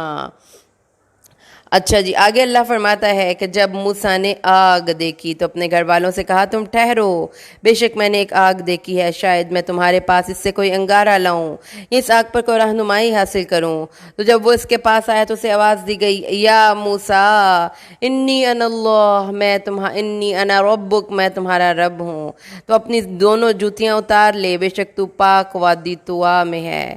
اللہ تعالیٰ نے فرمایا ہے کہ جوتیاں اتار کر آؤ، یعنی کہ ان کی جوتیوں میں شاید کوئی علائش لگی تھی، لیکن رسول، اور پھر یہ کہ غالباً اسی سے یہ مسئلہ یہودیوں نے بنا لیا کہ جوتا پہن کر نماز پڑھنا جائز نہیں۔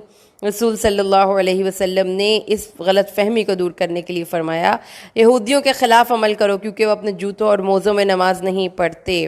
اور میں نے رسول صلی اللہ علیہ وسلم، عبداللہ بن عمر روایت کرتے ہیں، میں نے رسول صلی اللہ علیہ وسلم کو ننگے پاؤں اور جوتا پہن کر دونوں طریقے سے نماز پڑھتے ہوئے دیکھا ہے، اور رسول صلی اللہ علیہ وسلم اپنے اصحاب کو نماز پڑھا رہے تھے۔ دوران نماز آپ نے اپنے جوتے اتار کر بائیں طرف رکھ دیے۔ جب لوگوں نے یہ دیکھا تو انہوں نے بھی اپنے جوتے اتار دیے۔ آپ نے اپنی نماز پوری کی تو فرمایا تمہارے جوتے اتارنے کا سبب کیا ہوا؟ انہوں نے کہا ہم نے آپ کو دیکھا، آپ جوتے اتارے تو ہم نے بھی اتار دیے۔ آپ نے فرمایا میرے پاس جبرائیل امین آئے تھے، انہوں نے مجھے بتایا تھا کہ ان میں گندگی لگی ہوئی ہے، جب تم میں کوئی مسجد کو آئے تو دیکھ لے، اگر اپنے جوتوں میں کوئی گندگی دیکھے تو اسے مل کر صاف کر کے انہیں پہن کر نماز پڑھ لے۔ ٹھیک ہے جی، تو تو اس سے آپ کو یہ پتہ چل گیا کہ جوتے ناپاک نہیں ہوتے، اگر ان کے اندر آپ نماز پڑھنا چاہیں تو پڑھ سکتے ہیں۔ وَأَنَا اخْتَرْتُكَ فَاسْتَمِعْ لِمَا يُوحَىٰ، اور میں نے تجھے چن لیا تو غور سے سن جو تجھے وحی کی جاتی ہے۔ بے شک میں ہی اللہ ہوں، میرے سوا کوئی معبود نہیں، سو میری عبادت کر اور میری یاد کے لیے نماز قائم کر۔ اللہ نے فرمایا کہ میں اللہ ہوں، تو میری نماز کس کے لیے؟ اننی انا اللہ لا الہ الا انا فاعبدنی واقم الصلاۃ لذکری، میرے ذکر کے لیے نماز قائم کر۔ ان الساعۃ آتیۃ اکاد اخفیہا لتجزا کل نفس بما تسعی، یقیناً قیامت آنے والی ہے، میں اس کو چھپا کر رکھوں گا تاکہ ہر شخص کو اس کا بدلہ دیا جائے جو وہ کوشش کرتا ہے۔ قیامت کا ظہور ایک یقینی چیز ہے، اور اللہ تعالیٰ نے فرمایا کہ اس لیے ہے تاکہ ہر انسان کی کوشش کا اس کو ثمر مل جائے، اور اور تجھے کہیں اس سے وہ شخص روک نہ دے جو اس پر یقین نہیں رکھتا، اور جو اپنی خواہش کے پیچھے لگا ہوا ہے تو پس تو ہلاک ہو جائے گا۔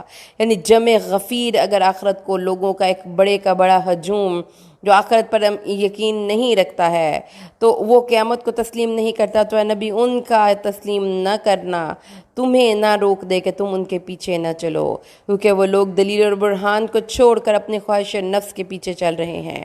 اور یہ تیرے ہاتھ میں کیا ہے موسیٰ؟ موسیٰ نے کہا ہی عصای، یہ میری لاٹھی ہے، میں اس پر ٹیک لگاتا ہوں اور اس کے ساتھ اپنی بکریوں پر پتے چاٹتا ہوں، اور میرے لیے اس میں کئی اور ضرورتیں ہیں۔ تو اللہ تعالیٰ نے پوچھا یہ میرا عصا ہے، موسیٰ نے اس کے فوائد بیان کر دیے، تو اللہ تعالیٰ نے فرمایا القھا یا موسیٰ، موسیٰ اس کو ڈال، موسیٰ اس کو زمین میں پھینک دے۔ موسیٰ نے اس کو پھینک دیا تو وہ یکا یک حقیقی زندہ سانپ بن گیا، اور وَأَلْقَاهَا فَإِذَا هِيَ حَيَّةٌ تَسْعَىٰ، دوڑتا ہوا سانپ بن گیا۔ حضرت موسیٰ اس سے خوف زدہ ہو گئے۔ قَالَ خُذْهَا وَلَا تَخَفْ، اللہ نے کہا اس کے پکڑ اور اس کو ڈر نہیں۔ سَنُعِيدُهَا سِيرَتَهَا الْأُولَىٰ، ہم اس کو اس کی پہلی حالت میں لوٹا دیں گے۔ وَأَضْمُمْ يَدَكَ إِلَىٰ جَنَاحِكَ تَخْرُجْ بَيْضَاءَ مِنْ غَيْرِ سُوءٍ آیَةً أُخْرَىٰ، اور اپنا ہاتھ اپنے پہلو کے ساتھ ملا، وہ کسی عیب کے بغیر سفید چمکتا ہوا نکلے گا۔ اس حال میں کہ ایک اور نشانی ہے، یعنی کوئی سفیدی برس وغیرہ سے نہیں، کوئی عیب نہیں، یہ ایک معجزہ ہے۔ لِنُرِيَكَ مِنْ آیَاتِنَا الْكُبْرَىٰ، تاکہ ہم تمہیں اپنی بڑی بڑی چند نشانیاں دکھائیں۔ اذهب إِلَىٰ فِرْعَوْنَ إِنَّهُ طَغَىٰ، فرعون کی طرف جلدی جا، بے شک اس نے سرکشی کی ہے، تکبر اور سرکشی میں ہر حد سے متجاوز ہو گیا ہے، اور بندہ ہو کر رب اعلیٰ ہونے کا دعویٰ کر بیٹھا ہے۔ اس نے کہا، حضرت موسیٰ نے کہا رب اشرح لی صدری ویسر لی امری، اے میرے رب میرا کام آسان کر دے، یا اللہ میرا سینہ کھول دے اور میرا کام آسان کر دے۔ وَاحْلُلْ عُقْدَةً مِّن لِّسَانِي، اور میری زبان کی گرہ کھول دے۔ کیا حضرت موسیٰ کی زبان میں وہ روانی نہ تھی جس کی وجہ سے بھی فرعون نے اس کو تانا دیا تھا کہ جاؤ بھائی جاؤ، یہ جس کو بولنا آتا نہیں وہ ہمیں دین کی باتیں بتاتا ہے۔ فرعون کی لیکن حضرت موسیٰ کو اپنا، یہ دیکھیں اس سے کیا پتہ چلتا ہے، اس سے خود شناسی ہونی چاہیے، انسان کو پتہ ہونا چاہیے کہ اس کے اندر کیا کیا عیب ہیں، اور اس کے لیے اس کو کس کس قسم کے ساتھیوں کی ضرورت ہے۔ حضرت موسیٰ کو یہ پتہ تھا کہ میری زبان اس طرح سے فصیح نہیں، میں اتنے کلیئر الفاظ نہیں بول سکتا، تو انہوں نے کہا وَاحْلُلْ عُقْدَةً مِّن لِّسَانِي، میری زبان کی گرہ کھول دے، یفقہوا قولی، کہ وہ میری بات کو سمجھ سکیں۔ تو جس کو کسی کو کوئی سبق یاد کرنا ہو، کوئی چیز پڑھنی ہو، کوئی کسی کو پیغام پہنچانا ہو تو یہ دعا پڑھا کریں، رب اشرح لی صدری ویسر لی امری واحلل عقدۃ من لسانی یفقہوا قولی، اور واجعل لی وزیرا من اہلی، اور میرے لیے میرے گھر والوں میں سے ایک وزیر بنا دے، ایک میرا نائب بنا دے جو ہارون ہو، وہ میرا بھائی ہو، اشدد بہ ازری، اس سے میری پشت مضبوط کر دے۔ تو بھائیوں کے سہارے ہوتے ہیں، جیسا کہ حضرت موسیٰ کا بھائی ہارون اس کا سہارا تھا۔ وَأَشْرِكْهُ فِي أَمْرِي، اور اس کو میرے کام میں شریک کر دے، کئی نُسَبِّحَكَ كَثِيرًا، تاکہ ہم تیری بہت تسبیح کریں، ہم ان دعاؤں کو ہم دونوں بھائی مل کر تیری تسبیح کریں۔ وَنَذْكُرَكَ كَثِيرًا، اور تجھے بہت یاد کریں، بے شک تو ہمیں ہر حال میں خوب دیکھنے والا ہے۔ کا کنتا بنا بصیرا قال قد اوتیت سؤلک یا موسیٰ، اے موسیٰ تجھے تیرا سوال عطا کیا گیا، یعنی تیری مرادیں پوری ہو گئیں، تیرے دل کا سینہ بھی کھول دیا گیا، تیری زبان کی گرہ بھی کھل گئی، تمہارے لیے بقدر ضرورت آسان ہو گئی، اور اے موسیٰ تجھے تیرا سوال دے دیا گیا، تجھے ہارون بھی دے دیا گیا۔ وَلَقَدْ مَنَنَّا عَلَيْكَ مَرَّةً أُخْرَىٰ، اور ہم نے تجھ پر ایک اور بھی تو احسان کیا تھا، دیکھو اے موسیٰ تم پر میرے احسانوں کی کتنی لمبی لسٹ ہے۔ گدا کو بادشاہ یا بادشاہوں کو گدا کر دے، میرے مالک تو جب چاہے کسی کو کیا سے کیا کر دے، اور میرے اللہ کی رحمت اور عنایت دیکھیے شامی کہ موسیٰ لینے جائے آگ، پیغمبری عطا کر دے۔ یہ اللہ کی عطا تھی موسیٰ پر۔ ایک اور عطا تھی، اذ اوحینا الی امک ما یوحی، جب اللہ نے فرمایا کہ تیری ماں کی طرف ہم نے القاء کی، اس کے دل میں یہ بات ڈال دی۔ کیا تھا؟ حضرت موسیٰ کی قوم کے لوگ اتنے ناتوان اور عاجز تھے کہ کوئی بچہ پیدا ہوتا تھا نا لڑکا، تو اس کو پکڑ کر اس کی قوم، اس کے بادشاہ ذبح کر کے مار دیا کرتے تھے۔ حضرت ہارون جس سال پیدا ہوئے اس سال بچوں کو زندہ رکھنے کا سال تھا، جس سال حضرت موسیٰ پیدا ہوئے وہ سال بچوں کے مارے جانے کا سال تھا۔ جب کوئی عورت حاملہ ہو کر بچہ جنتی تو اب اس کے اوپر خوف کے سائے منڈلا رہے ہوتے۔ حضرت موسیٰ کی والدہ نے بھی بچے کو جنم دے دیا۔ اب وہ جو سرکاری ہرکاریں ہیں اور دائیاں ہیں وہ پھر رہی ہیں، کہیں کوئی بچے کی بھنک بھی پڑ جائے تو اس کو قتل کر دیں۔ حضرت موسیٰ کی والدہ نے اس بچے کو جنم دیا اور پھر جلدی اس کو تابوت میں بند کر کے اس تابوت کو کیا کیا، اس تابوت کو دریا کے کنارے پر ڈال آئے، اور اللہ نے فرمایا وہ میرے تجھ پر بڑی عطا تھی کہ اسے ایک میرا اور تمہارا دونوں کا دشمن اٹھا لے گا، پھر میں تجھ پر اپنی طرف سے ایک محبت ڈال دی تاکہ تیری پرورش میری آنکھوں کے سامنے کی جائے۔ وَأَلْقَيْتُ عَلَيْكَ مَحَبَّةً مِّنِّي، یعنی اے موسیٰ تیری صورت اتنی منموہنی تھی، اتنی خوبصورت تھی کہ جو دیکھتا تھا اس تمہاری طرف دیکھتا ہی رہ جاتا تھا، تمہاری صورت میں انوکھی دل ربائی رکھی۔ اسی لیے اللہ نے فرمایا کہ وَأَلْقَيْتُ عَلَيْكَ مَحَبَّةً مِّنِّي، یعنی میں نے تجھ پر انوکھی محبت ڈال دی تاکہ تجھ سے محبت کی جائے، تاکہ تیری پرورش میری آنکھوں کے سامنے کی جائے۔ یعنی یہ اللہ کی خاص عطا تھی حضرت موسیٰ کی پروٹیکشن کے لیے۔ دیکھیں نا کون ہے جو ایسی محبتوں کے پردوں میں کسی انسان کو چھپا دے سوائے اللہ کے۔ اور جب تیری بہن چلتی تھی اس کے پیچھے پیچھے چلی جاتی تھی تو کہتی تھی کیا تمہیں بتاؤں جو اس کی پرورش کرے؟ ہوا کیا؟ حضرت موسیٰ کو اٹھا کر لے گئے، محل کے اندر لے گئے تو وہ خوبصورت اور منموہنی صورت کو دیکھ کر سب اس سے متاثر ہو گئے۔ پھر آسیہ نے اپنے خامد سے کہا کہ چلو بھائی سارے جو بچے مارتے ہو تو ایک اس بچے کو رہنے دو، کیا فرق پڑتا ہے، اور ویسے بھی ہم شاید اس کو اپنی اولاد بنا لیں۔ تو موسیٰ کا جو فرعون تھا وہ مان گیا۔ اب یہ سارا واقعہ کون دیکھ رہا ہے؟ موسیٰ علیہ السلام کی بہن، جو پیچھے پیچھے جا رہی تھی دیکھنے کے لیے کہ اس صندوق کے ساتھ ہوگا کیا۔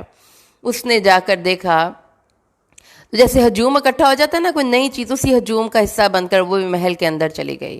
اب وہاں پر جا کر بچہ، اب سارا سین اس نے دیکھ لیا۔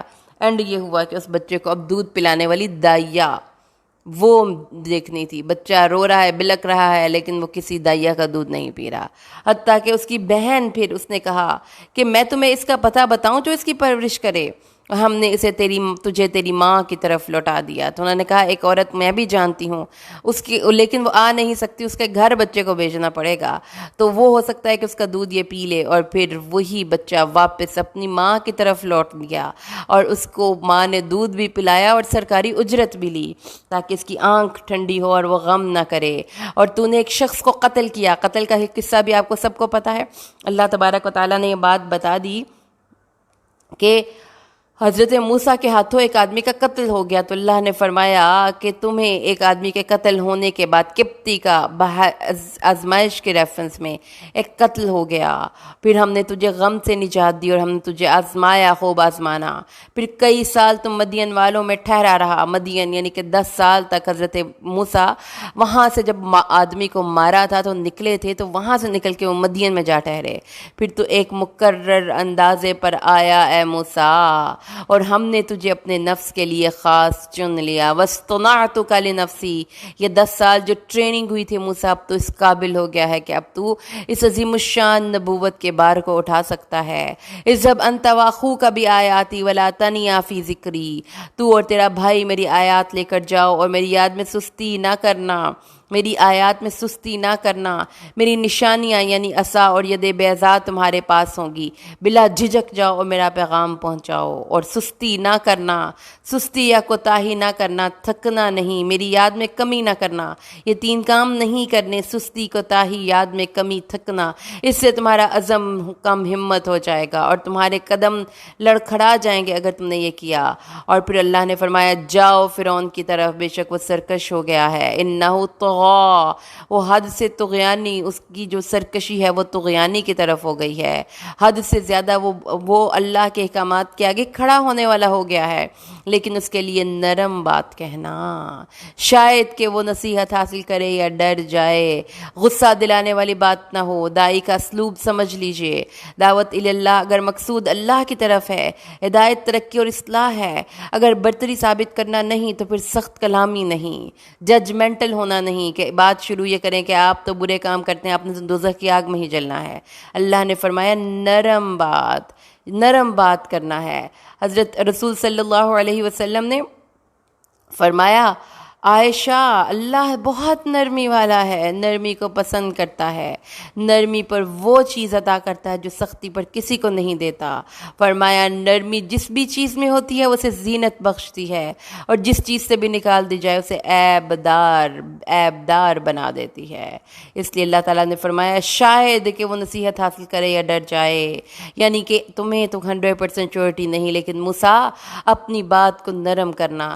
وہ دونوں فرعون کے دربار میں چلے جاتے ہیں، انہوں نے کہا ہمارے پروردگار، یقیناً ہم ڈرتے ہیں کہ وہ ہم پر زیادتی کرے گا، وہ حد سے بڑھ جائے گا۔ فرعون کی سرکشی، حاکمانہ تسلط اور اپنی بے سر و سامانی، ان دونوں پر جب غور کیا تو انسانی فطرت کے مطابق ان کے اندر سے یہ آواز نکلی کہ اللہ، ہم تو ڈرتے ہیں کہ ہم پر زیادتی کرتے ہوئے ہمیں قید یا قتل نہ کر دے یا کوئی اور خوفناک سزا نہ دے دے۔ اللہ نے کہا لا تخافا اننی معکما اسمع و ارى، نہیں ڈرو نہیں، میں تم دونوں کے ساتھ ہوں، میں سنتا دیکھتا ہوں، جاؤ میں تمہارے ساتھ ہوں۔ بس وہ اس کے پاس جاؤ اور کہو ہم اللہ کے تیرے رب کے بھیجے گئے رسول ہیں، تو ہمارے ساتھ بنی اسرائیل کو بھیج دے اور ان کو سزا نہ دے۔ ہم تیرے پاس اپنے رب کی کوئی نشانی لائے ہیں، تو سلامتی ہو اس پر جو ہدایت کے پیچھے پیچھے چلے۔ یعنی ان کو سارے کے سارے الفاظ بھی اللہ نے سمجھا دیے کہ اگر وہ تمہاری ہدایت قبول کر لے تو پھر اس کو سلامتی ہے، اور اگر قبول نہ کرے تو کوئی سلامتی نہیں۔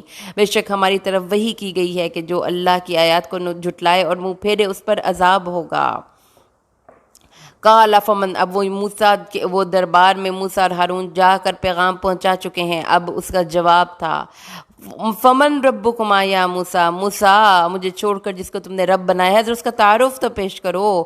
قال ربنا الذی اعطى كل شیء خلقه ثم هدى، انہوں نے کہا ہمارا رب وہ ہے جس نے ہر چیز کو اس کی شکل و صورت بخشی ہے اور پھر راستہ دکھایا ہے۔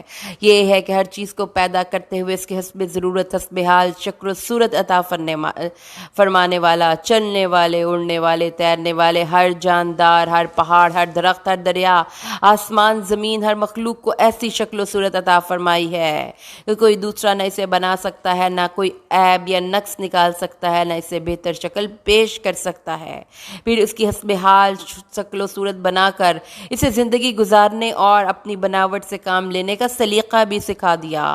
اللہ نے فرمایا کہ ہر چیز کائنات میں جو کام کر رہی ہے اللہ کی دی ہوئی ہدایت اور تعلیم کے مطابق کر رہی ہے۔ موسیٰ نے کہا، فرعون نے کہا تو پہلے زمانوں کا کیا حال ہے؟ موسیٰ نے کہا اس کا علم میرے رب کے پاس ہے، ایک کتاب میں، میرا رب نہ بھٹکتا ہے نہ بھولتا ہے، وہ جس نے تمہارے لیے زمین کو بچھونا بنایا اور تمہارے لیے اس میں راستے جاری کیے اور آسمان سے پانی اتارا، پھر ہم نے اس کے ساتھ کئی قسم کی نباتات اتاری ہیں۔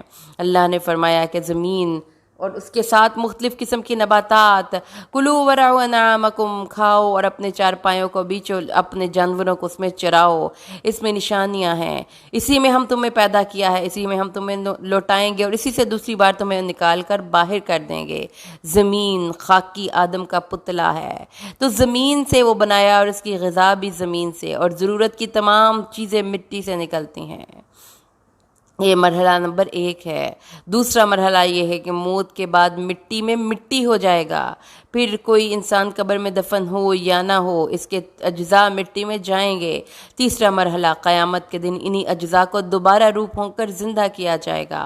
اسی لیے اللہ نے فرمایا ہے کہ کیا اسی سے نکالے جاؤ گے، اسی میں لوٹاؤ گے، اسی سے دوسری دفعہ نکالے جاؤ گے۔ وَلَقَدْ أَرَيْنَاهُ آيَاتِنَا كُلَّهَا فَكَذَّبَ وَأَبَى، بے شک ہم نے اپنی نشانیاں سب کی سب دکھائیں پر اس نے جھٹلایا اور انکار کر دیا۔ کس نے؟ فرعون نے جھٹلایا اور انکار کر دیا۔ کہا کیوں تم دونوں ہمارے شہر میں آ کر فساد کر رہے ہو؟ اے جادوگرو، اس لیے آئے ہو کہ اپنے جادو کے ذریعے ہمیں یہاں سے نکال دے، تو ہم بھی تمہارے مقابلے میں ہر صورت ایسا ہی جادو لائیں گے، بس تو ہمارے اپنے درمیان وعدے کا ایک دن طے کر دے، نہ اس کی ہم خلاف ورزی کریں اور نہ تم، اور وہ ایک مساوی جگہ ہونی چاہیے۔ کہا تمہارے مقابلے کا دن زینت کا دن ہے۔ زینت کا دن کیا؟ کہ وہ زینت کہ دن صبح کے وقت جب سورج نکلنے کے بعد اس کی حرارت کا آغاز ہوتا ہے، تو اس وقت تک سب لوگوں میں منادی کر دی جائے اور زیادہ سے زیادہ لوگ جمع ہوں۔ اس کے بعد ان یوم الزینہ دوپہر کا وقت مقرر کر دیا، اور اس کے بعد پھر انہوں نے کہا کہ سب لوگ دن چڑھے تک جمع ہو جائیں۔ بس فرعون لوٹ گیا، اپنا داؤ جمع کیا اور پھر آیا اور اپنے ماہر جادوگر جمع کر کے لے آیا۔ اس کے لیے موسیٰ نے کہا تمہیں افسوس ہے، اللہ پر جھوٹ نہ باندھو، وہ تمہیں ہلاک کر دے گا عذاب سے، اور وہ شخص ہلاک نامراد ہوا جس نے جھوٹ باندھا۔ جس نے جھوٹ باندھا وہ شخص نامراد ہوا۔ اپنے معاملے میں آپس میں جھگڑ پڑے اور انہوں نے پوشیدہ سرگوشیاں کی، وَأَسَرُّوا النَّجْوَىٰ، چھپ چھپ کر سرگوشیاں کی۔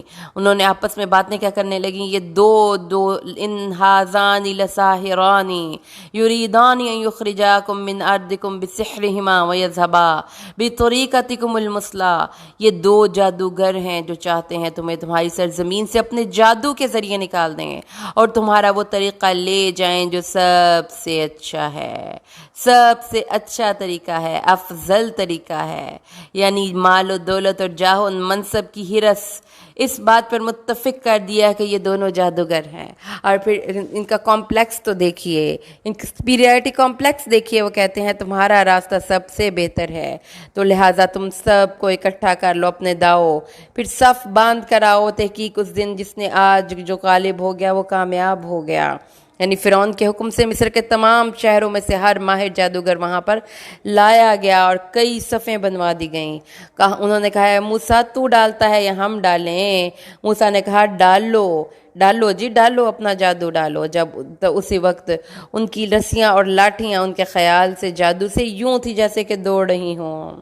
انہوں نے بہت زبردست اس کی تیاری کر رکھی تھی کہ اچانک کے لفظ سے پتہ چلتا ہے کہ لاٹھیوں اور رسیوں کو پھینکنے کے بعد ان کے دوڑنے اور حرکت کرنے میں کوئی تاخیر نہ ہوئی۔ صف در صف کھڑے ہوئے جادوگروں کی بیک وقت پھینکی ہوئی لاٹھیوں اور رسیوں سے میدان دوڑتے ہوئے سانپوں کی شکل میں بدل گیا۔ سورۃ اعراف میں اللہ نے فرمایا ہے کہ انہوں نے لوگوں کی آنکھوں پر جادو کیا تھا اور اس جادو کو سحر عظیم قرار دیا تھا۔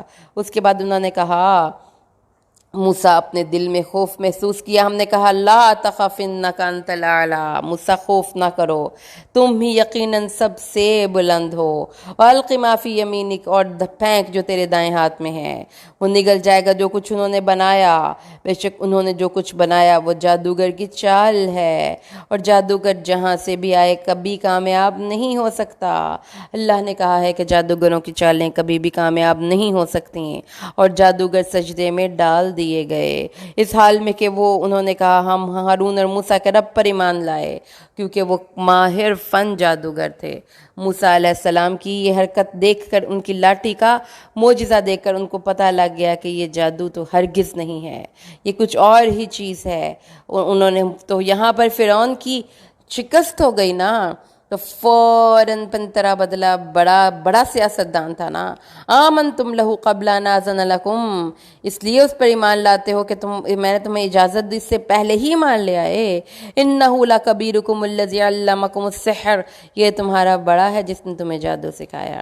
اب کیا کروں گا، اس فتنے کا میں حل بھی ڈھونڈوں گا. اپنی عوام سے خطاب کر کے اس نے کہا، میں تمہارے ہاتھ اور پاؤں کو مخالف سمت سے کاٹ دوں گا، پھر میں تمہیں کھجور کے لمبے تنوں پر جا کر سولیاں چڑھاؤں گا، پھر تمہیں معلوم ہو جائے گا کہ ہم میں سے کس کا زیادہ عذاب دیر تک رہنے والا ہے. عقل سے عاری شخص، جس انسان کی روح نکل جاتی ہے، اس کو کیا عذاب تو پھر ہوگا آخرت میں، لیکن اس کی عقل پہ ماتم کریں. انہوں نے کہا، ہم نہیں ٹلیں گے، ہم ہرگز نہیں ٹلیں گے، ہم اس چیز پر تجھے ہرگز ترجیح نہ دیں گے، اس واضح دلائل پر جو ہمارے پاس آ چکے، اور جس پر ہمیں پیدا کیا ہے.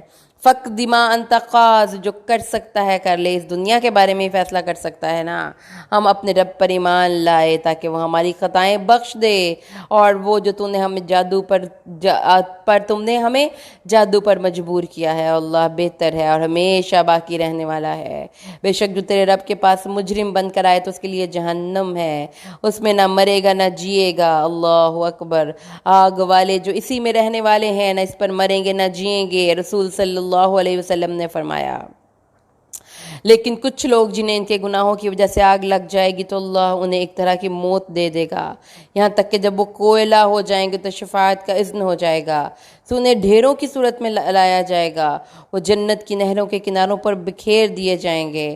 پھر کہا جائے گا کہ جنتیوں ان پر پانی اڈیلو، تو وہ اس طرح اگائیں گے جیسے سیلاب کی لائی ہوئی مٹی میں جڑی بوٹیوں کے بیج فوراً اگ آتے ہیں. نہ مرے گا نہ جیے گا. اللہم لا تجعلنا برحمتک منہم. جو ایمان لائے، اس نے نیک اعمال کیے، ان کے لیے درجات العلا، بلند درجے ہیں، اور جنت میں ہر 100 درجوں کے درمیان میں زمین و آسمان جتنا فاصلہ ہے، اور سب سے اعلیٰ درجہ جنت کا جنت الفردوس ہے. اسی سے جنت کی چاروں نہریں جاری ہوتی ہیں، اور اس کے اوپر رحمان کا عرش ہے. آپ نے فرمایا، جب اللہ سے مانگو تو فردوس مانگو. جنت والے اپنے اوپر والے بالا خانوں والوں کو اس طرح دیکھیں گے جس طرح تم اس چمکدار ستارے کو دیکھتے ہو جو آسمان کی مشرقی یا مغربی کنارے میں باقی رہ گیا ہو.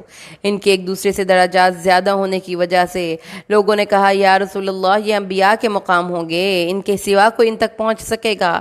فرمایا، کیوں نہیں، مجھے اس ذات کی قسم ہے جس کے ہاتھ میں میری جان ہے، یہ وہ آدمی ہے جو اللہ پر ایمان لائے اور انہوں نے رسولوں کی تصدیق کی. اللہ تعالیٰ نے آگے فرمایا، وہ عدن کے باغات ہیں جن کے نیچے نہریں بہتی ہیں، اس میں ہمیشہ رہیں گے، یہ بدلہ ہے جس نے پرہیزگاری کی ہے. اللہم اجعلنا برحمتک منہم. وَلَقَدْ أَوْحَيْنَا إِلَى مُوسَىٰ أَنِ اسْرِ بِعِبَادِي فَاضْرِبْ لَهُمْ طَرِيقًا فِي الْبَحْرِ يَبَسًا وَلَا تَخَافُ دَرَكًا وَلَا تَخْشَىٰ. اور بلا شبہ یقیناً ہم نے موسیٰ کی طرف وحی کی کہ میرے بندوں کو راتوں رات لے جا، پھر ان کے لیے سمندر میں خشک راستہ بنا، تو نہ پکڑے جانے کا خوف کھائے گا نہ ڈرے گا. فرعون کے جادوگروں کے مقابلے میں ناکام ہونے اور ان کے ایمان قبول کرنے کے بعد ایک لمبی مدت گزری جس میں بنی اسرائیل پر ظلم کے کئی پہاڑ ٹوٹتے رہے. ساتھ ہی فرعون اور اس کی قوم پر قحط، طوفان، ٹڈی دل، جوؤں، مینڈکوں اور خون کی صورت میں کئی عذاب آئے، جن میں سے ہر عذاب کے آنے پر وہ لوگ اپنے ایمان لانے کا اور بنی اسرائیل کو آزادی دینے کا وعدہ کرتے، مگر جب عذاب ٹل جاتا تو صاف مکر جاتے. آخر میں اللہ نے موسیٰ کو راتوں رات بنی اسرائیل کو ساتھ لے جانے کا حکم دیا. اس کا ذکر سورہ اعراف کی آیت نمبر 30 to 135 میں آپ پڑھ کے آئے ہیں. یہاں وہ ساری بات مخزوف ہے، یعنی کہ چھپی ہوئی ہے. یہاں پر صرف فرعون کے انجام کا ذکر کیا گیا ہے کہ ان کے فرعون کو تمام نشانیوں کو جھٹلانے اور انکار کے بعد جب فرعون کی ہلاکت کا وقت آ گیا تو پھر اس کے بعد اللہ تعالیٰ نے کہا کہ میرے بندوں کو یہاں سے ان اسری بی عبادی، یہاں سے لے جا. تو اس کے بعد پھر کیا ہوا، جیسا کہ آپ سب کو پتہ ہے کہ 2 پہاڑ تھے، ایک سمندر تھا راستے میں جو کہ ان لوگوں نے عبور کرنا تھا. تو پھر حضرت موسیٰ کا دوبارہ سے عصا وہاں پر اللہ نے حکم دیا مارا جائے. تو پھر وہ ایک عصا سمندر کو پھاڑنے کا ذریعہ بنا، اور جب وہ سمندر پھٹ گیا اور فرعون اور حضرت موسیٰ بنی اسرائیل کو لے کر سمندر کے پار اتر گئے، تو فرعون نے ان کا پیچھا کیا اپنے تمام جاہو جلال اور لاہو لشکر کے ساتھ، لیکن ان کو سمندر میں اس چیز نے ڈھانپ لیا جس چیز نے اس کو ڈھانپ لیا، یعنی کہ وہ چیز کیا تھی جس نے اس کو ڈھانپ لیا، وہ انسانی بیان میں آ نہیں سکتی۔ اسے بیان کرنے کا حق ہے تو انسان کی عقل میں وہ سما نہیں سکتی، بس ان کی تفصیلات کا حال مت پوچھو۔ ان سب کا سمندر میں غرق ہونا، پانی کی راہ سے آگ کا ایندھن بننا، مرتے وقت اور بعد میں فرشتوں کی مار بے حساب و بے شمار ہے جو بیان سے باہر ہیں۔ اور پھر فرعون نے اپنی قوم کو گمراہ کیا اور سیدھے راستے پر نہ ڈالا، یعنی فرعون نے اپنی قوم کو مکمل گمراہ کیا اور کسی ایک طرف بھی ان کو سیدھی سمت پہ نہیں چلایا۔ چلو کوئی آخرت کا فائدہ نہیں تو دنیا کا فائدہ ہی پہنچا دیا گیا ہو، فرمایا نہیں، کسی چیز میں بھی ان کو درست راستے پر نہیں ڈالا، انہیں اتنا بیوقوف اور بے وقت بنا ڈالا کہ وہ اس کی سراسر حماقتوں میں بھی اس کے پیچھے پیچھے چلتے رہے۔ اے بنی اسرائیل، تحقیق ہم نے تمہیں دشمن سے نجات دی اور تمہیں پہاڑ کی دائیں جانب کا وعدہ کیا اور تم پر من و سلوا اتارا۔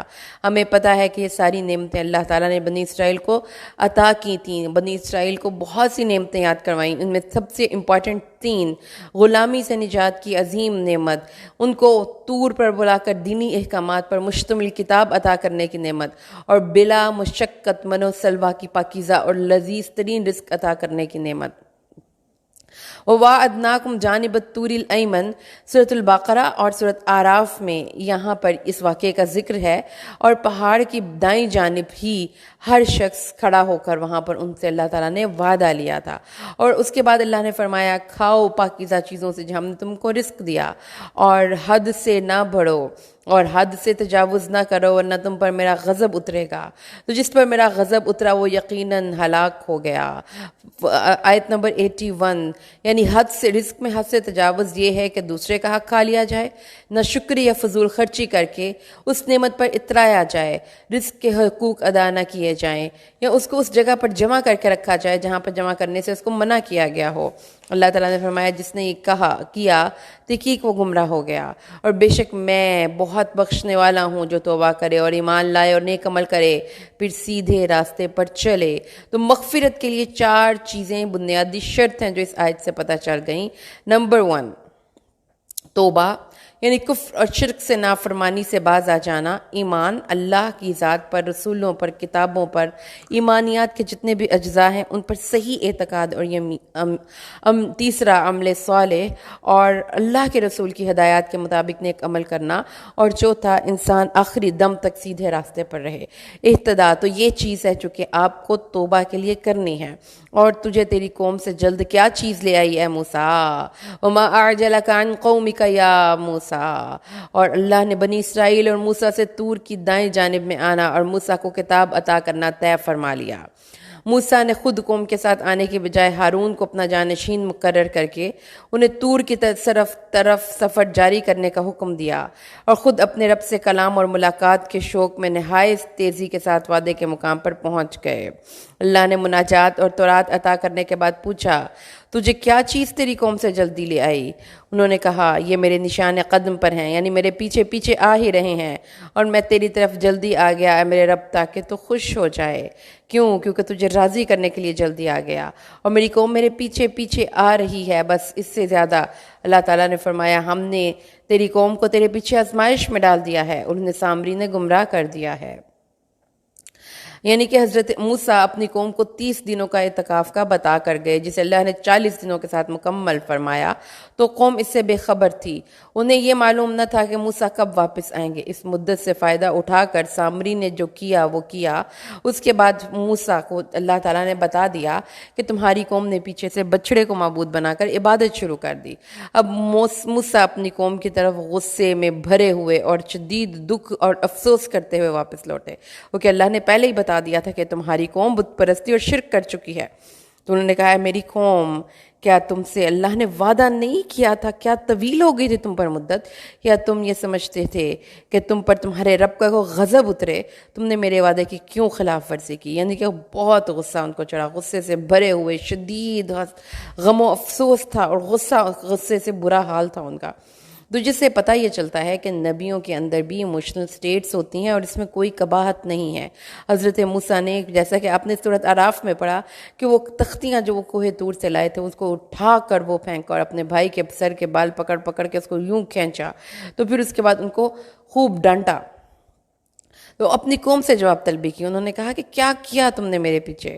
تمہیں میں نے عہد لے کر گیا تھا، تم سے وعدہ لیا تھا، تم سے قسم لی تھی، تم سے امان لیا تھا، تمہیں میں نے کہا تھا کہ اللہ تبارک و تعالیٰ سے ملاقات کے بعد میں آ کر تمہاری پراپر ٹریننگ شروع کروں گا۔ جو 30 دنوں سے 10 دن ہی تو اوپر گزرے تھے، کہ بہت لمبی مدت تھی کہ تم نے میرے کیے ہوئے سارے وعدے توڑ ڈالے۔ اور پھر اس کے بعد اللہ تعالیٰ نے انہوں نے آگے سے کہا، انہوں نے جو جواب دیا اس کی قوم نے، اب ان کا عذر دیکھیے۔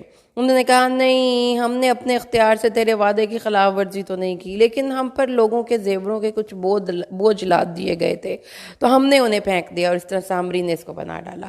یعنی کہ عذر دیکھیں ان کا وعدہ خلافی کا، کہ ہمارے اوپر بہت بوجھ تھے قوم کے زیوروں کے۔ مطلب کیا ہے کہ جو نکلتے وقت انہوں نے جو قوم کے زیور پکڑے تھے، سونا اور چاندی، وہ کہتے ہیں ہمارے اوپر وہ بہت بھاری ہو گئے تھے، اس لیے ہم نے وہ سامری کو دیے، سامری نے اس کو آگ میں تپایا اور اس کے لیے اس نے ہمیں ایک بچھڑا بنا دیا، اور اس کے لیے ایک آواز تھی۔ انہوں نے کہا یہی تمہارا موسیٰ ہے اور الہ ہے، اور موسیٰ کا الہ ہے۔ وہ بھول گئے ہیں، ان کو پتہ ہی نہیں چلا کہ یہ کوئی معبود ہے۔ اللہ تعالیٰ نے فرمایا کیا وہ نہیں دیکھتے کہ وہ ان کی طرف کوئی بات نہیں لوٹاتا اور ان کے لیے نفع اور ضرر کا بھی مالک نہیں ہے؟ جب ان کے سامنے وہ نہیں دیکھ سکتا، نہیں سن سکتا، تو وہ کیسے ان کا معبود ہو سکتا ہے؟ اور ہارون نے بھی تمہیں کہا تھا اس سے پہلے کہ اے میری قوم، تم اس سے آزمائے گئے ہو، اور تمہارا اللہ تو رب الرحمن ہے، میری اتباع کرو اور میری بات مانو، میری بات سنو۔ یعنی کہ حضرت موسیٰ نے جب کوہ طور پر تھے تو حضرت ہارون نے ان کو نصیحتیں کرتے رہے، لیکن ان کی کسی نے نہیں سنی۔ انہوں نے کہا ہم تو اس پر اعتکاف کرتے ہوئے بیٹھے ہی رہیں گے، آپ اپنی زبان بند ہی رکھیں، موسیٰ کو آ لینے دیں، ہم تو مجاور بن کے بیٹھے ہی رہیں گے۔ ڈٹائی دیکھیں ان کی۔ تو انہوں نے پھر اب وہ آگے اپنے بھائی کی طرف، حضرت موسیٰ نے پہلے قوم سے جواب طلبی کی، انہوں نے آگے سے بہت ہی بوگس اور بہت ہی لیم ایکسکیوز پیش کیا۔ پھر انہوں نے اپنے بھائی ہارون سے کہا ہارون، تجھے کس چیز نے روکا جب تم نے اس کو دیکھا کہ وہ گمراہ ہو گئے ہیں؟ یعنی کہ بڑا غصہ ان کو چڑھا کہ تم نے امر بالمعروف و نہی عن المنکر بھی نہیں کیا، لوگوں کو روکا ہی نہیں، تم نے میری بات ہی نہیں مانی، تم نے میرا حکم کیسے نافرمانی کی؟ غصہ چڑھ گیا، پکڑے بھائی کے بال دے اس کو کھینچ رہے ہیں، داڑھی کھینچ رہے ہیں اس کی۔ اس سے پتہ یہ چلتا ہے کہ بہن بھائی بھی آپس میں نبی ہو کر بھی آپس میں لڑتے تھے، جو کہ یہاں پہ پتہ چلتا ہے انی خشیت ان تقول فرقت بین بنی اسرائیل ولم ترقب قولی۔ یہ بھی ایک یونیورسل ٹروتھ ہے، ٹھیک ہے، کہ بہن بھائیوں کے آپس میں لڑائیاں ہوتی ہیں۔ اس کے بعد اللہ تعالیٰ نے قرآن پاک میں فرمایا کہ حضرت ہارون نے ان کو سمجھایا کہ میں اس لیے ان کو زیادہ نہیں ڈانٹ ڈپٹ کی کہ وہ راستے میں تھے، اگر میں ان کو ڈانٹ ڈپٹ کرتا تو ایک جو بت پرست قوم فرقہ بن گیا ہوا تھا وہ زیادہ پاور میں تھا، وہ میری بات نہیں سن رہے تھے اور جو ان کو منع کر رہے تھے، تو اس طرح سے ان کے آپس میں لڑائیاں شروع ہو جانی تھیں، اس لیے میں نے آپ کے آنے کا انتظار کیا ہے۔ تو اللہ تعالیٰ نے، انہوں نے کہا اب تیسرا کس کے جواب طلبی کی؟ سامری سے، جس نے ان کے لیے وہ بچڑا معبود بنایا تھا۔ انہوں نے کہا سامری تمہیں کیا ہوا تھا، تیرا کیا معاملہ ہے؟ اس نے کہا میں نے وہ دیکھا جو کسی اور نے نہیں دیکھا، اور میں نے ایک فرشتے کے نقش قدم سے اٹھا لی اور پھر اس کے ساتھ میں نے اس کو ڈال دی، اور یہ چیز میرے نفس نے بڑی ہی خوشنما کر کے بیان کی ہے۔ تو یہ کون سا رسول تھا، اس کی کوئی صریح کوئی حدیث میں نہیں ملتی، بس اس طرح سے اس کو آپ پڑھ لیجئے کہ انہوں نے کوئی دیکھا ہوگا جس کے پاؤں سے انہوں کے نقش، یعنی کہ جس کے گھوڑے کے سموں سے مٹی اٹھائی اور اس مٹی کو اٹھا کر انہوں نے پھر وہاں سے ایک بچڑا بنا لیا۔ آگے اللہ تعالیٰ فرماتے ہیں کہ انما الہ، اچھا جی، حضرت موسیٰ نے کہا، پھر اس کو ایک بد دعا دی کہ جو تم نے حرکت کی ہے نا، اس کی وجہ کیا تھی کہ لوگ تمہارے ارد گرد جمع ہو، لوگ تمہیں بڑی واہ واہ شاباشی دیں۔ تو دیکھیں نا کہ آج کے دور میں بھی اور اس دور میں بھی لوگ تھوڑے سے مشہور ہونے کے لیے کس قسم کے اوچھے ہتھ کنڈوں کا استعمال کرتے ہیں، تو انسانی نیچر ہے۔ تو اس کے اندر بھی یہ اوچھا ہتھ کنڈا تھا کہ لوگ مجھے کوئی بڑا سمجھے اور سمجھے کہ بڑا اس نے کوئی کام کیا ہے۔ تو حضرت موسیٰ نے کہا کہ اگر یہ سوچ تھی نا تمہاری، تو اب تو ہوگا یہی کہ اب جب تک تم زندہ ہو تمہیں ایسی کوئی بیماری لگے گی کہ کوئی تمہارے قریب بھی نہیں پھٹکے گا. جیسے کوارنٹائن ہو جاتے ہیں نا, آج کے دور کے لوگوں کو سمجھنا زیادہ آسان ہے کہ اگر کسی کو اس طرح سے کرونا ہو جاتا تھا تو لوگ اس کے پاس بھی جانا پسند نہیں کرتے تھے. ایسی کوئی بیماری تھی کہ کوئی اس کو چھونا بھی پسند نہیں کرتا تھا, اس کو ایسی کوئی بیماری لگ گئی, اور یہ تیرا وعدہ ہے جو خلاف نہیں ہوگا. تو اس سے آپ کو پتہ چلا کہ اللہ تعالیٰ بیماریوں کی صورت میں بھی عذاب بھیجتا ہے. اور دیکھ اس بچڑے کی طرف, اس معبود کی طرف جس کو تو اعتکاف کرتا رہا, ہم اس کو جلا کر اس کو ریزہ ریزہ کر کے ہوا میں اڑا دیں گے. وہ سونا تھا بے شک, لیکن اس کو کسی طریقے سے جلا کر اس کو چھوٹے چھوٹے پیسز میں ڈیوائیڈ کر کے اس کو اڑا دیا. تو تمہارا معبود اللہ ہے, وہ جس کے علاوہ کوئی معبود نہیں. یاد رکھو یہی ایک توحید کی دعوت ہے جس کے لیے میں آیا تھا, اور تم نے اسی ایک دعوت کو فراموش کر دیا. اس طرح ہم تم کو وہ قصے بیان کرتے ہیں جو تم سے پہلے گزر چکے تھے, اور ہمارے پاس نصیحت آ چکی ہے. یعنی کہ آپ کو موسیٰ, فرعون, بنی اسرائیل, باقی نبیوں کے قصے اللہ نے بتا دیے ہیں.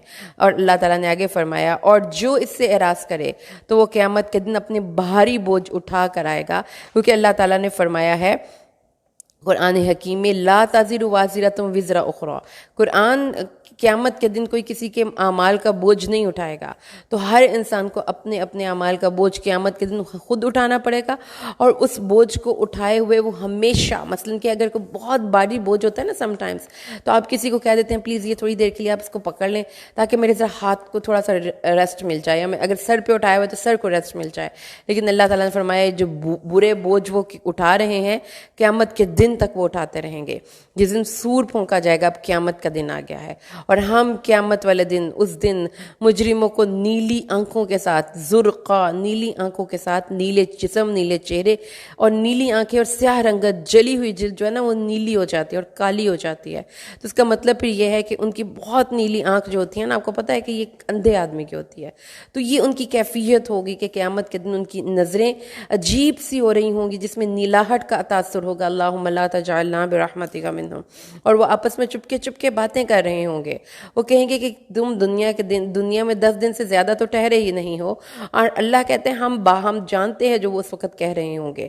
جب ان کے سب سے اچھی رائے والا شخص, جس کی رائے سب سے زیادہ معتبر سمجھی جاتی تھی, وہ کہے گا نہیں ہوئے 1 دن کیا, 10 دن تو بہت دور ہیں, تم تو صرف 1 دن ٹھہرے ہو. سمجھیں, قیامت میں جا کر دنیا کی زندگی ہمیں صرف 1 دن لگے گی. اور پھر وہ آپ سے سوال کر رہے ہیں پہاڑوں کے بارے میں, تو کہہ دیجئے اے نبی کہ قیامت کے دن اللہ ان کو اڑا کر بکھیر دے گا. یعنی کہ قیامت کے دن سور پھونکنے تک, جب قیامت قائم ہوگی اور تمام لوگوں کے جمع کرنے کے ذکر پر منکرین قیامت کی طرف سے آنے والا سوال یہ تھا کہ اللہ کے اب پہاڑوں کا کیا ہوگا جی. تو اللہ نے ان کو جواب دے دیا کہ آپ کے خیال کے مطابق بلند بالا اور مستحکم پہاڑ جن کو کوئی ان کی جگہ سے ہلا نہیں سکتا, یہ قیامت والے دن یوں اڑیں گے جیسے روئی اڑتی ہے, ریزہ ریزہ کر کے اللہ ان کو اڑا دے گا. اللہ پر پھر زمین کو ایک صاف چٹیل میدان بنا کر چھوڑ دے گا جس میں کوئی ٹیلا نہیں, کوئی بلندی نہیں, کوئی ابھار نہیں, کوئی معمولی ابری ہوئی جگہ بھی نہیں, سب ختم. پہاڑ نہیں, گہرائی نہیں, زمین پوری کی پوری ہموار ہو جائے گی جس میں ذرہ برابر بھی کوئی نیچی یا اونچی جگہ دکھائی نہیں دے گی. یہ سب سے پہلا ایک انتظام ہوگا کیونکہ سب لوگوں نے وہاں پہ کھڑا ہونا ہوگا. اور اس دن یتبعون الداعیہ, اس دن وہ سب اس کے پیچھے پیچھے چلیں گے, ایک پکارنے والے کے پیچھے پیچھے آئیں گے جس کے لیے کوئی ٹیڑھا پن نہیں, کہ سب لوگوں کو وہ اللہ کے سامنے لا کر کھڑا کرے گا. وخشعت الاصوات للرحمن, اور اللہ کے سامنے سب کی آوازیں پست ہو جائیں گی اور لوگ صرف سرگوشیوں میں بات کریں گے, آہستہ آہستہ بات کریں گے. اللہ کے سامنے کوئی گفتگو نہیں کر سکتا ہوگا. اللہ تعالیٰ فرماتا ہے کہ قیامت کے دن لوگ حشر کے لیے قبروں سے نکل کر پکارنے والے کی آواز کی طرف نہایت تیزی کے ساتھ سر اٹھاتے ہوئے دوڑتے ہوئے جائیں گے, جیسا کہ سورۃ ابراہیم میں فرمایا ہے, مہطعین مقنعی رؤوسہم, اس حال میں تیز دوڑنے والے اپنے سروں کو اوپر اٹھانے والے ہوں گے کہ ان کی طرف جانے میں کوئی ٹیڑھ پن نہیں ہوگا. یعنی تیر کی طرح سیدھے جائیں گے, ذرہ بھر بھی ادھر ادھر نہ ہوں گے. اور پھر اللہ تعالیٰ نے فرمایا لا عوج لہ, اس کے پکارنے والے کی پکار میں کوئی ایسی ٹیڑھ پن نہیں ہوگا کہ وہ ہر انسان تک سیدھی پہنچے گی. وخشعت الاصوات, اور اتنی بے شمار مخلوق کے دوڑنے اور اکٹھے ہونے پر کوئی شور و غل نہیں ہوگا, سب آواز رحمان کے لیے پست ہو جائیں گی. اور اللہ کے سامنے سب عاجزی سے خاموشی سے کھڑے ہوں گے. بہت بہت آہستہ آواز، اور پھر اس دن یومئذ لا تنفع الشفاعۃ الا من اذن لہ الرحمن، اس دن سفارش نفع نہ دے گی مگر جس کے لیے رحمان اجازت دے اور جس کے لیے وہ بات کرنا پسند کرے. یعنی اللہ کی مزید ہیبت کا ذکر ہے کہ اللہ کے سامنے کوئی سفارش نہیں کر سکتا. نہایت مختصر ترین الفاظ میں اللہ نے فرما دیا کہ اس دن کوئی شفاعت نفع نہیں دے گی مگر جس کے لیے اللہ اجازت دے اور جس کی بات اللہ کو پسند آ گئے. وہ اس کے آگے اور پیچھے اور جو ان کے وہ سب جانتا ہے، اور اس کے علم میں سے کوئی بھی چیز احاطہ نہیں کر سکتی. یعنی اللہ کا علم اتنا ہے کہ ہر چیز کا وہ احاطہ کرتا ہے، ہر مخلوق کی حالت کا، اس کی تمام حیت اور ادراک کا. تو اللہ تعالیٰ نے فرمایا ہے کہ وَلَا يُحِيطُونَ بِشَيْءٍ مِّنْ عِلْمِهِ، اللہ کے علم سے کوئی بھی کوئی بندہ لے نہیں سکتا ہے الا بما شاء، جتنا وہ خود لے سکتا ہے. ٹھیک ہے، تو یہ یعلم ما بین ایدیہم وما خلفہم، انسانوں کے ماضی، حال، مستقبل اور مستقبل تک سے آگے کی تمام چیزیں اللہ کو پتہ ہیں. وعنت الوجوہ للحی القیوم، اس دن سب چہرے زندہ رہنے والے اور قائم رہنے والے کے لیے جھک جائیں گے. قد خاب من حمل ظلما، جو اور یقیناً وہ شخص بری طرح ناکام ہوا جس نے ایک بڑے گناہ کا بوجھ اٹھایا. کیونکہ آن کا مطلب ہوتا ہے قیدی. ٹھیک ہے، انت کا جو روٹ ہے وہ ہے آنی، قیدی بے حد عاجز، بے بس اور ذلیل ہوتا ہے. تو اس دن تمام آوازیں صرف رحمان کے لیے ہی پست نہیں ہوں گی بلکہ تمام متکبر اور سرکش لوگوں کے چہرے بھی ذلیل قیدیوں کی طرح اللہ کے سامنے جھکے ہوں گے، جن کی پیشانی کبھی آج تک کسی کے سامنے جھکی نہ تھی اور اللہ کے سامنے تو بالکل بھی نہیں. اور حی القیوم کے سامنے جھکے بنا کوئی چارہ ہی نہیں ہوگا. اور جس نے، اللہ نے فرمایا، جس نے بڑے ظلم کا بوجھ اٹھایا یعنی مشرک ہو گیا اور مسلمان نہ ہوا، اس نے بڑا نقصان اٹھایا، اس دن وہ بہت نامراد ہوا. اور جس نے نیک اعمال کیے اور وہ مومن ہے تو اس کو کسی قسم کے نا انصافی اور حق تلفی کا ڈر نہیں ہوگا. یعنی انسان اس دنیا میں کتنی بھی کوشش کر لے وہ اللہ کی ذات کا حق ادا نہیں کر سکتا. ٹھیک ہے، تو جس لیے اس نے جتنا کو عمل کیا اللہ تعالیٰ نے اس عمل سے بہتر اس کو اجر دینا ہے. تو عمل کی قبولیت کی 2 شرطیں اگین یہاں پر بیان کی گئی ہیں. نیک عمل، ومن عمل من الصالحات، تو 2 شرطیں ہیں: اعمال کا صالح ہونا یعنی کتاب و سنت کے مطابق ہونا، اور عمل کرنے والے کا صاحب ایمان ہونا. نہ کافر کا کوئی عمل قابل قبول ہے، نہ وہ عمل جو کتاب و سنت سے ثابت نہ ہو. اور پھر اس کو کوئی نا انصافی نہیں ہوگی اور نہ ہی اس پر کوئی حق تلفی ہوگی. یعنی کہ اس کی یہ نہیں ہے کہ بے انصافی کسی کو اس کے گناہ پر سزا دے دی جائے جو اس نے نہیں کیے، اور حق تلفی یہ کہ اس کی کرائی نیکیوں پر پانی پھر جائے. ایسا کچھ نہیں ہوگا. لیکن کافروں کے ساتھ ایسا ہوگا. کافروں نے جو اللہ تعالیٰ کی توحید کے بنا کوئی نیک عمل کیا تو ان کا کوئی عمل قبول نہیں ہوگا. اور اسی طرح ہم نے قرآن کو عربی میں نازل کیا اور وصرفنا، اور ہم نے اس میں ہر طرح کی وعید بیان کر دی تاکہ وہ ڈریں یا ان کے لیے کوئی نصیحت پیدا کرے. تو اس سے بار بار یہ بات قرآن میں ہمیں پتہ چلتی ہے کہ قرآن یہ کہتا ہے کہ اس میں دنیا میں آخری دن تک کے لوگوں کے لیے ہر مسئلے کا حل ہے. صرف اس کو غور و فکر کر کے سوچنے کی ضرورت ہے. فَتَعَالَى اللَّهُ الْمَلِكُ الْحَقِّ وَلَا تَعْجَلْ بِالْقُرْآنِ مِنْ قَبْلِ أَنْ يُقْضَى إِلَيْكَ وَحْيُهُ وَقُلْ رَبِّ زِدْنِي عِلْمًا. یہاں پر اللہ نے فرمایا ہے کہ اللہ بلند ہے، بادشاہ حقیقی ہے، اور قرآن میں وحی کے نزول کے اختتام سے پہلے اے نبی اس کو یاد کرنے کی جلدی نہ کیا کر. یعنی اللہ تبارک و تعالیٰ کے نبی صلی اللہ علیہ وسلم، اللہ تعالیٰ جب حضرت جبرائیل امین ان پر وحی لاتے تھے تو وہ جلدی جلدی پڑھنے کی کوشش کرتے تھے، تو اللہ نے منع کر دیا. اللہ تعالیٰ نے فرمایا کہ ان کو پڑھنے میں بھول جانے کا خوف نہ رکھیے، کیونکہ اس کو یاد رکھوانا اور لوگوں تک پہنچانا ہمارے ذمے ہے. اس لیے اللہ تبارک و تعالیٰ نے فرمایا، اور آخر میں ان کو اللہ نے ایک دعا سکھائی ہے، وَقُلْ رَبِّ زِدْنِي عِلْمًا، وَقُلْ رَبِّ زِدْنِي عِلْمًا، ربی زدنی علما. اللہ تعالیٰ نے فرمایا کہ اللہ تعالیٰ کے اپنے علم میں اضافے کی اللہ سے دعا مانگتے رہا کریں، لیکن ایز اے اسٹوڈنٹ آپ کو اپنے ٹیچر سے آگے نہیں بڑھنا. اور اس کے بعد آیت نمبر 115 ہم پڑھتے ہیں. اللہ تعالیٰ نے پھر آدم کا قصہ ہے. ہم نے آدم کو اس سے پہلے تاکید کی، پھر وہ بھول گیا اور ہم نے اس کے ارادے میں کچھ پختگی نہ پائی. یعنی کہ اللہ تعالیٰ نے بتایا کہ آدم بھول گیا اور اس کو پختہ ارادہ کرنے کے باوجود اس کے ذہن سے وہ بات نکل گئی. تو یہ ہمارے باپ کی ایک سنت ہے کہ وہ بھول جاتا ہے، تو اس لیے آپ کو بار بار ریمائنڈرز کی ضرورت ہے. اور جب ہم نے کہا فرشتوں کے لیے سجدہ کرو آدم کو، تو سب نے صرف سجدہ کیا سوائے ابلیس کے. اس نے انکار کیا. ہم نے کہا اے آدم، یہ تمہارا اور تمہاری بیوی کا دشمن ہے، تو یہ تم کو جنت سے نہ نکلوا دے کہ تم مصیبت میں پڑ جاؤ. ٹھیک ہے، آدم نے انکار، شیطان نے انکار کیا، حسد کیا، تکبر کیا. اللہ تعالیٰ نے اس کو وہاں سے نکالنے کے بعد آدم کو وارن کر دیا کہ اب یہ شیطان تمہارا برا دشمن ہے، وہ تمہارے ساتھ برا سلوک کرے گا اور تمہیں جنت سے نہ نکلوا دے. اس جنت میں تمہارے لیے یہ ہے کہ نہ تو بھوکا ہوگا نہ ننگا ہوگا. تو انسان کی تمام بنیادی ضروریات کا انتظام جنت میں کر دیا گیا تھا. انسان کی بنیادی ضروریات کیا ہیں؟ بھوک، پیاس، ستر اور لباس اور مکان. تو یہ ہے کہ اللہ تعالیٰ نے فرمایا کہ یہ بھوک اور پیاس اللہ تعالیٰ تمہیں یہاں پر ساری چیزیں دے گا.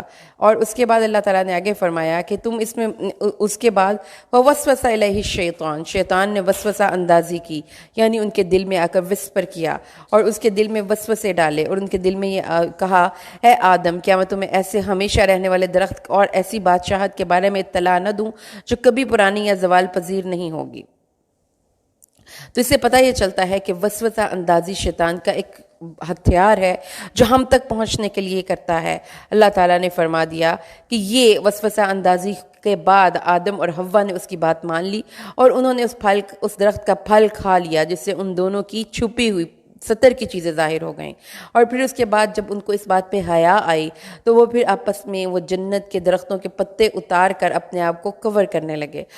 آدم نے اپنے رب کی نافرمانی کی اور وہ بہک گیا. پھر اللہ نے اس کو چن لیا اور اس کی توبہ قبول کی اور ہدایت دی.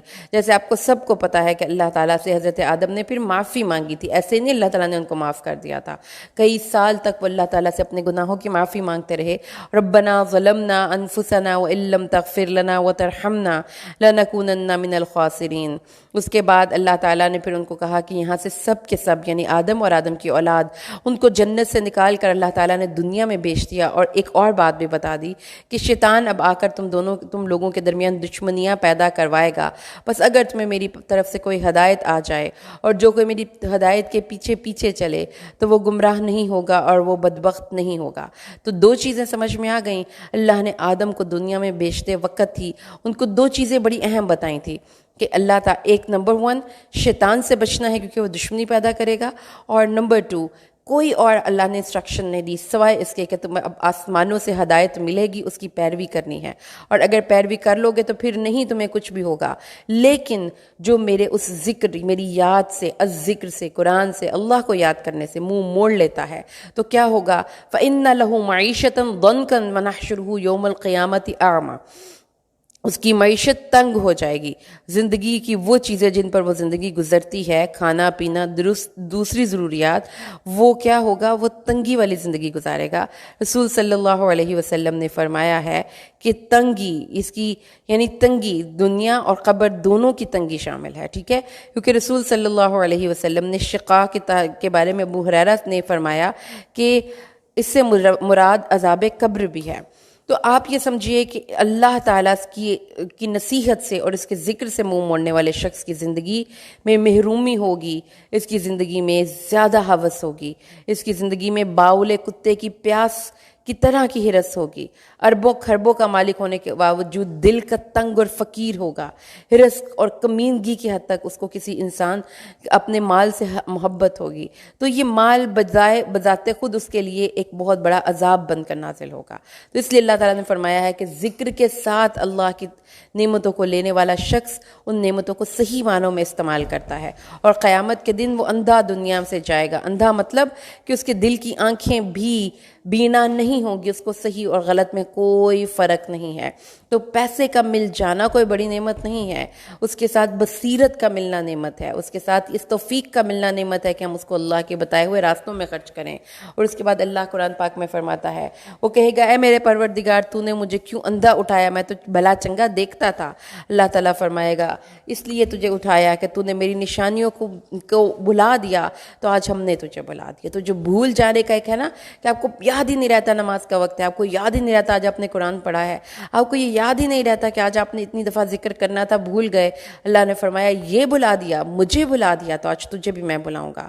اس لیے اور اسی طرح ہم اس شخص کو جزا دیتے ہیں جو حد سے گزرے، آیت نمبر 127، اور اپنے رب کی آیات پر ایمان نہ لائے، یقیناً آخرت کا عذاب زیادہ سخت اور زیادہ باقی رہنے والا ہے۔ حد سے گزرنے والا سب سے بڑھ کر وہ شخص ہے جو اللہ کی ذات اور اس کی صفات میں کسی کو شریک ٹھہراتا ہے۔ اس لیے اللہ تعالیٰ نے فرمایا اگرچہ دنیا اور قبر میں تنگی والی زندگی اور محشر میں اندھا کر کے اٹھایا جانا، قیامت کے دن اللہ کا تمہیں بھلا دینا، یہ ہر ایک بہت بڑا عذاب ہے، لیکن اس کا آخری مرحلہ عذاب جہنم ہے جو سب سے زیادہ سخت اور سب سے زیادہ باقی رہنے والا ہے، جس کی آگ دنیا کی آگ سے 70 گنا زیادہ ہے، اور جس کی خلاصی کے لیے جہنمی موت کی تمنا کریں گے مگر موت تو ذبح کی جا چکی ہوگی۔ اور پھر اللہ فرماتا ہے کیا بس اس بات کی ان لوگوں کو رہنمائی نہیں کی کہ ہم نے ان سے پہلے کتنے زمانوں کے لوگ ہلاک کر دیے جن کے رہنے کی جگہوں پہ یہ چلتے پھرتے ہیں، بے شک اس میں عقل والوں کے لیے یقیناً کئی نشانیاں ہیں کہ کئی زمانے اللہ نے ان سے پہلے ہلاک کر دیے، لیکن یہ لوگ اس کے باوجود اللہ کی کتاب پر عمل نہیں کرتے، اور اگر وہ بات پہلے سے جو تیرے رب کی طرف سے پہلے مقرر نہ ہو چکی ہوتی تو وہی عذاب جو پہلے لوگوں والا تھا ان پر بھی لازم ہوتا۔ تو اے نبی صبر کیجئے اس بات پر جو وہ کہتے ہیں، یعنی کہ دل تنگ ہوتے ہیں، صبر کرنا مشکل ہے، تو اس کے لیے بھی قرآن نے ایک وظیفہ بتا دیا، اللہ کے وَسَبِّحْ بِحَمْدِ رَبِّكَ قَبْلَ طُلُوعِ الشَّمْسِ وَقَبْلَ غُرُوبِهَا وَمِنْ آنَاءِ اللَّيْلِ وَسَبِّحْ وَأَطْرَافَ النَّهَارِ۔ تو جب کوئی آپ کے دل کو پریشان کرے تو اس کے لیے صبر کرنا ہے، اور اللہ کے نام کی تسبیح صبح و شام، سورج طلوع ہونے سے پہلے اور سورج غروب ہونے سے پہلے کرنی ہے۔ یہ قرآن بار بار ریکمینڈ کر رہا ہے، اس لیے اس کو کبھی بھی نہیں آپ نے بھولنا۔ صبح اور شام کے اذکار کی روٹین بنائیں، اگر پڑھ سکتے ہیں تو ٹھیک ہے، نہیں پڑھ سکتے تو یوٹیوب پہ جا کر سن لیا کریں۔ صبح و شام کے اذکار ضرور پڑھا کریں، اور رات کے وقت میں اور دن کے گھڑیوں میں تسبیح، تہلیل، اللہ اکبر، سبحان اللہ، الحمدللہ، لا الہ الا اللہ، اللہ اکبر، اور اس کے ساتھ ساتھ اللہ کی نماز، یہ سب کچھ اللہ تعالیٰ نے ہمیں بار بار ریکمینڈ کیا ہے۔ اور اے نبی اپنی نگاہیں اٹھا کر بھی نہ دیکھ ان لوگوں کی طرف جن کو دنیا کی زندگی میں ہم نے زیادہ نوازا ہے، کیونکہ ان کو دیکھ کر آپ کی توجہ اور آپ کی آنکھیں کھلی کی کھلی اور پھٹی کی پھٹی نہ رہ جائے۔ ہم نے ان کو اس لیے یہ ساری چیزیں دی ہیں تاکہ ہم ان کو آزمائیں، اور تیرے رب کی دی ہوئی جنت سب سے بہتر ہے اور سب سے باقی رہنے والی ہے، اور آپ نے ان چیزوں کو نہیں دیکھنا تو پھر کیا کرنا ہے؟ وَأْمُرْ أَهْلَكَ بِالصَّلَاةِ وَاسْطَبِرْ عَلَيْهَا، خود بھی نماز پڑھے، اپنے گھر والوں کو بھی حکم دیں، جس سے یہ پتہ چلتا ہے کہ امت کے ہر فرد کو اور خاص طور پہ مردوں کو اس چیز کا حکم ہے کہ اپنے گھر والوں کو، اپنی اولادوں کو نماز پڑھائیں اور ان کو نماز پڑھنے کے بارے میں حکم دیں۔ اللہ تعالیٰ آگے فرماتا ہے وَقَالُوا لَوْلَا يَأْتِينَا بِآيَةٍ مِّن رَّبِّهِ، اور وہ کہتے ہیں، کفار یہ کہا کرتے تھے کہ یہ ہمارے پاس اپنے رب سے کوئی نشانی کیوں نہیں لاتا؟ تو اللہ نے فرمایا کہ یہ کتاب جو واضح دلیل ہے کیا ان کو نظر نہیں آتی؟ اور اگر ہم واقعی انہیں اس سے پہلے کسی عذاب کے ساتھ ہلاک کر دیتے، یعنی کسی رسول اور کتاب کے آنے سے پہلے، تو قیامت کے دن اللہ کے پاس جا کر کہتے ہمارے پاس کوئی کتاب اور رسول کیوں نہ بھیجا کہ ہم تیری آیات کی پیروی کرتے اس سے پہلے کہ ہم ذلیل و رسواں ہوں۔ قل کل متربص، اے نبی کہہ دیجئے ہر ایک منتظر ہے، سو تم بھی انتظار کرو، تم جلد ہی جان لوگے کہ سیدھے راستے والے کون ہیں اور کون ہے جس نے راہ ہدایت کی طرف رہنمائی پائی ہے۔ یعنی اللہ نے فرما دیا کہ کانفیڈنس رکھو، اور ان کو کہو پھر ویٹ اینڈ واچ، جو ہوگا پھر دیکھ لیں گے ہم بھی اور آپ بھی۔ کہتے ہو نا کہ ہم سیدھے راستے پر ہیں، تو پھر ہم دونوں میں سے جس کا راستہ زیادہ سیدھا ہوگا وہ پھر قیامت کے دن جا کر دیکھ لے گا۔ الحمدللہ 16ویں پارے کا دورہ آج مکمل ہوا۔ اللہ سے دعا ہے اللہ قرآن کو سمجھ کر پڑھنا اور عمل کرنا ہمارے لیے آسان کر دے۔ آمین۔ بارک اللہ لی ولکم فی القرآن الحکیم ونفعنی وإیاکم بالآیات والذکر الحکیم۔ السلام علیکم ورحمۃ اللہ وبرکاتہ۔